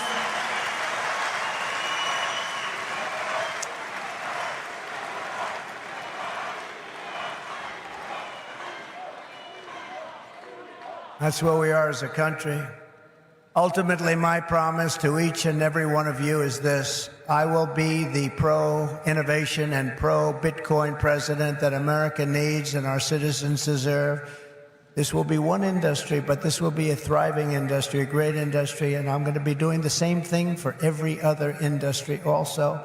Our nation has never thrived by trying to censor new ideas and shut down the dreams of our people. America always plants our flag on the next frontier and pushes boldly ahead. We have to do that. We haven't been doing that for a long time, especially the last 3.5 years. It's gone the exact opposite. Those of you in this room inherit the legacy of generations of American pioneers and patriots, risk-takers and renegades who settled this continent, built the modern world, and lived on the bleeding edge. You live on a bleeding edge. You do know that, Bitcoiners, don't you? You are the modern-day Edisons and Wright brothers and Carnegies and Henry Fords, and what you do in your lifetime stands a chance to outlive us all and inspire humanity for generations to come. This will go down as a very important day in the history of your industry. Together, you are building America's future with your own smarts, your own grit, and your own skin in the game. You have a lot of skin in the game, and that's what you're doing. It takes courage to do it. Most people don't have that courage. My job will be to set you free and to let you do what Americans do best and what you're going to do better than anybody. Win, win, win. You're going to win, win, win. With energy, passion, and brilliance like we have rarely seen before, our country cannot fail. We're in a failing nation right now, but we're not going to be for long. Our country cannot fail. With your help, we will save our nation, we will restore our republic, and we will make America and Bitcoin bigger, better, stronger, richer, freer, and greater than ever before. Thank you all. Have a good time with your Bitcoin and your crypto and everything else that you're playing with. And we're going to make that one of the greatest industries on earth. Good luck and God bless you all. Thank you. God bless you. Thank you.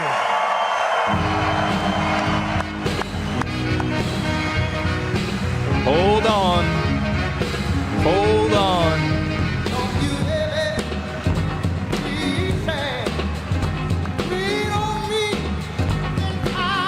Folks,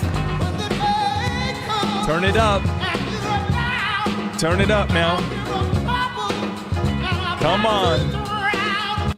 Okay, I'm cutting it before we get in trouble for streaming the music. But hey, folks, you guys heard it here first. We are going to become a nation that is hodling Bitcoin. The biggest part of this speech here is that he just said that part of his strategy is going to be for us to hold our Bitcoin. Just like the Bitcoiners know, never sell your Bitcoin. You heard it here first. I'm going to grab my TikTok mic. We are live on TikTok, X, and YouTube. Over 5,000 people listening with us right now. Folks, you heard it here first. We are going to hodl our Bitcoin. Now, we have about 1% of the supply, like he said.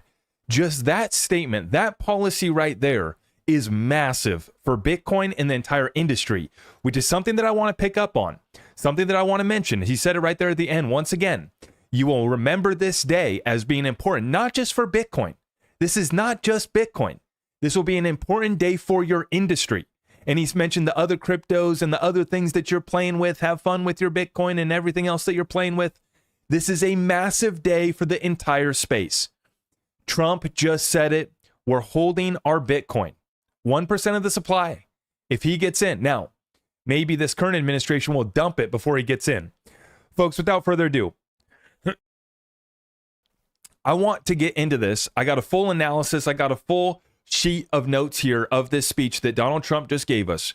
President Trump gracing us at the Bitcoin conference here today. Let's go through. Let's go through all of this. Before I do, I just want to say I couldn't do this without your support. Please make sure that you have liked this video. Please help me out by sharing it out far and wide. All of my community resources are available at zachrector.com. If you want to support what we're doing, it's over there at my website. With that being said, let's rock and roll. Starting off from the top. He says that this industry is comparable to steel, the steel industry 100 years ago. This is the fourth industrial revolution. We've been talking about this. Trump recognizes it. He says that Bitcoin is the 9th most valuable asset. And this was the big one, is that he predicts that Bitcoin will surpass gold. He says it's well on its way to surpassing silver, and he predicts that it will pass gold as well. That was a massive one. You know, he said, let's do gold. Let's go to gold. And we know how much he thinks and believes in gold. But for President Trump to come out here today and say that it's the 9th most valuable asset and that it's going to overtake gold. Now, then he addressed Kamala Harris. He says that she's a low IQ individual. But then he basically just hammered this whole speech, how the other side wants to continue Operation Choke Point. They want to continue to drive this innovation out. And his policy for crypto is very simple: America first. Just like everything else, it's America first. Instead of sending these folks off to China, instead of sending them overseas, it's going to be America first. Now, something that was very interesting, he said that he wants to double the electricity supply and capacity here in this country. Not just for crypto, but also for AI. This is it. This is it. Now, continuing on, we need to double electricity for Bitcoin mining. He wants the America to become the crypto capital of the world and a Bitcoin superpower. Now, right as he said there at the end, he wants us to hold Bitcoin. So many people wanted to say that he wants us to buy Bitcoin. He didn't say that. But he said all of the Bitcoin that we have confiscated, we need to hold. We need to be Bitcoin hodlers. You guys heard it there. By the way, real quick, let me pause going through this analysis. The market started to dump just like I warned about during this speech, folks. We saw it all the way down here, down to 66,600. The 666s. Don't like, oh, wow, we're pumping. Guys, you just saw massive green candles. We just went above 68,000. The volatility is here.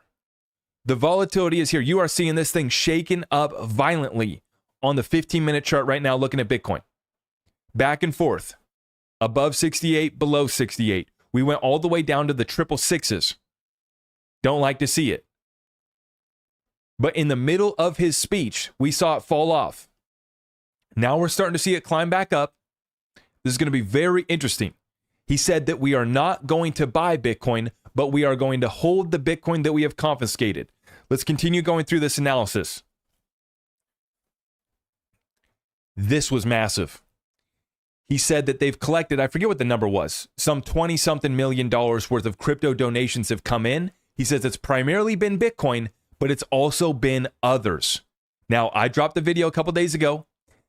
We have Stuart Alderati, the chief legal officer of Ripple, who did donate XRP to Trump. Many people try to come in and say, oh, no, he didn't.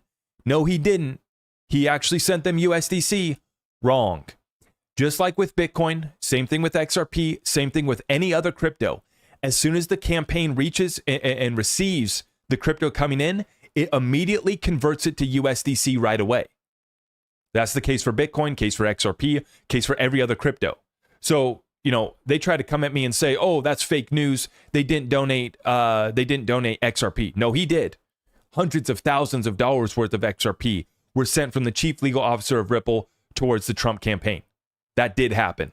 And I have the documentation from the FEC website to prove it. And he highlighted that in his speech today. Not just receiving Bitcoin donations, but others as well. That was massive. Now, I went in to talk about the SEC, and he went on to say that 175 million people in this country are involved in crypto or this technology in one form or fashion, and he cited that from Vivek. Now, there is a lot of pushback on that number. How many people are actually involved in crypto? How many people are involved in the industry? There's a lot of pushback on that figure, but the bottom line is it's a huge voting block. Some estimates are at the 50 million mark. There's 50 million crypto holders and users. This number of 175 million that Trump cited, he's getting from Vivek. That has not been confirmed, but nonetheless, it's without a doubt that we're talking about tens of millions of people that already own crypto. And after this speech here today, and after the momentum building in our industry, it's going to be even more. It is going to be over 100 million people in this country. We're well on our way. Now, he talks about the war that this other administration has waged on crypto. We've talked about this. We know about that. He calls the president the worst human being ever. Okay. Yeah. But then this was hilarious. He said he was meeting with a Christian group yesterday, and he says that our Bitcoin community needs to be blessed, that we need some prayers. I thought that was pretty funny. He goes on to say that Bitcoin is about freedom, sovereignty, and independence against government control, corruption, and everything that they've tried to do to take away our freedoms. This is what Bitcoin stands for: freedom, sovereignty, and independence. That was massive. The other big one. This is so big, guys. Come on. On day one, he is going to fire Gary Gensler, and the crowd goes nuts. The crowd goes wild, confirming Gary Gensler is out as soon as Trump is elected. And just imagine what Gary Gensler is thinking as he's watching this speech here today. Gary Gensler is out on day one. Now, this is big. He says that he wants to introduce a presidential advisory council for cryptocurrency technology. I think that Brad Garlinghouse would be well fitted to head up that, wouldn't he? Right? We get in Brad Garlinghouse, we get into Stuart Alderati. We got some good folks at Ripple that can help you with that, Mr. President. Absolutely. He goes on to confirm that we will never have a CBDC in America under his administration. He confirms the right to self-custody your Bitcoin under his administration. He confirms stablecoins going to be massive. And he specifically mentions that stablecoins is how we expand US dollar dominance outside of this country, as we've been talking about. As we've said in regards to Ripple launching their stablecoin, this is how we continue US dominance outside of this country. While everybody else wants to ditch the dollar, when you make it as convenient as it's been done with Tether, as it's been done with Circle, as will be done with Ripple stablecoin, folks will still use the dollar because it's the cleanest shirt in the closet and because the access to liquidity that's made available through these stablecoins. And Trump highlighting that today, that the stablecoins is the key to expanding dominance of the US dollar. Massive. And I wonder if he's going to have any conversations with Ripple. Oh, wait, he already did. Bitcoin isn't the threat. The DC government and the United States government is the threat to the dollar. That was massive. Because he's highlighting what we've been saying is that it's not Bitcoin's fault that the dollar is going down. It's not gold's fault that the dollar is going down. It's the politicians in DC that are running a deficit that adds $1 trillion to our deficit every 100 days. That's the problem. It's the 35 trillion problem that overhangs the US dollar. That's the problem.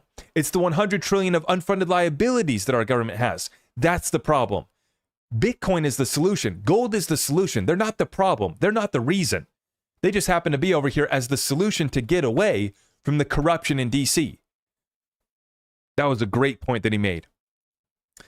Now, this one was pretty funny. He talked about how under his administration, Bitcoin went from $800 per Bitcoin to over $35,000 per Bitcoin, a 4,000% increase. And then he said under this administration, Bitcoin's only done about 50%. Now, Bitcoin did a rally from the lows of 2022, 15,000, upwards of 74,000 during this administration. That was a 370% move. So depending on where you measure from, Bitcoin did over 300% during this administration. So for Trump to cite 50% is all that Bitcoin's done during this administration, he's measuring from a different point than the absolute lows to the absolute tops, right? But the point does remain that Bitcoin did much better under his administration than it has done under this administration. Now, he goes on to say that he wants to have the lowest cost of energy in the world. And I'm going to have to look into this a little bit further because it's like, is a Trump administration good for the energy companies? At first glance, you would say yes, because he's going to allow these energy companies to mine, drill, baby, right? But then on the other side of this, if the price of oil tanks and if the price of energy tanks, that can't be good for these energy companies either, right? So it would be good for consumers. It would be good for the regular person and the middle class. We need that easing, which I would rather see that. I would rather see the stock of some energy companies go down because the price of oil plummets, but have, cheap gas once again, but have cheap natural gas, have cheap energy in this country once again. That's more important than the stock price of ExxonMobil being higher, right? Couple more points. He goes on to say the final point that he laid out was that the government is going to hold Bitcoin. Under his administration, the Bitcoin that's been confiscated is going to be held.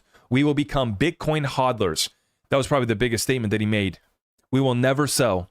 And then he goes on to confirm that Ross Ulbright will have his sentence commuted for time served, and he will free Ross. So, folks, there you have it. Massive statements made by President Trump. We're going to fire Gary Gensler on day one. We're going to become Bitcoin hodlers. We're going to have a presidential advisory council, right? All of this. We will never have a CBDC. We will have self-custody. I mean, guys, this is the trajectory that we've been talking about going on. We finally have taken off. We finally have left the launch pad. Despite that, despite all of this, though, the crypto markets are pulling back. Now, we've had a seesaw here where Bitcoin went down to 66,600. Right now, we're back up, pushing towards 68,000. Are we going to see a little bit more of a rally here off of this news? We're watching this one live here. President Trump just gave his speech. Let's see the initial reaction. Twitter's going crazy. Twitter's reacting to him firing Gary Gensler.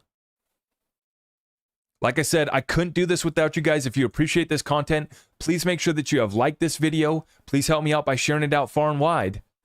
And everything is available at ZachRector.com. We got wallets, we got exchanges. You want to get precious metals, you want to roll over a 401k retirement account to precious metals, we got you all covered there at my website. You want to join my Patreon Discord community? It's all there at ZachRector.com. Now,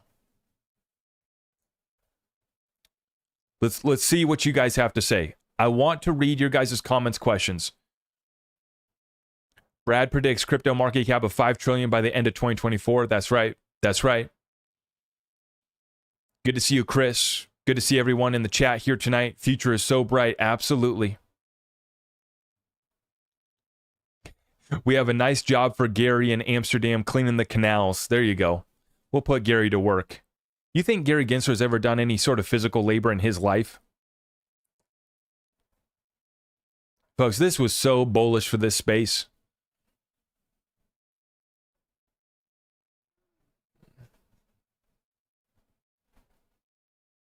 Thank you, Carl. Thank you, everyone. All right. I'm going to wrap up this session here tonight. It's just been massive. We have over 5,000 people with us live on X, YouTube, and TikTok. Unbelievable session here today. Guys, it's been my absolute pleasure.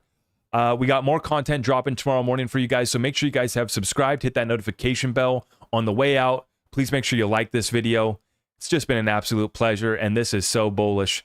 Watch out for a correction. I still think it's coming, but the undercurrent, the massive wave of liquidity that's going to be coming into this space, folks, we're sitting awfully pretty over here. And don't let the Bitcoin maxi say that this is just bullish for Bitcoin. Don't let them try to say that. Don't let them dare try to say that this is only bullish for Bitcoin. This is bullish for the entire space, including XRP. That's right. And who from Ripple is President Trump going to bring on that Presidential Advisory Council? You guys let me know in the comments down below. I'm going to sign off for now. God bless all of you. We'll see you. Thank you. We got one more coming in from TMB. TMB with a 20-spot super chat. Guys, thank you so much. It's been an absolute pleasure today. All of your support, all of the thumbs up means the world to me. We are winning once again, guys. We have the winning hand at the poker table. We know what they hold. It's pretty dang pathetic. And they're just, as they get exposed, right? They have no shame. They're not backing down. They're still propping up Brad Skibbity-Doo Coin Sherman. It's going to be a fatal mistake come this November. But hey, I'm here for it. The greatest transfer of wealth in world history already underway. It's only going to continue. You guys make sure you're positioned accordingly. I'll see you in the next one. God bless.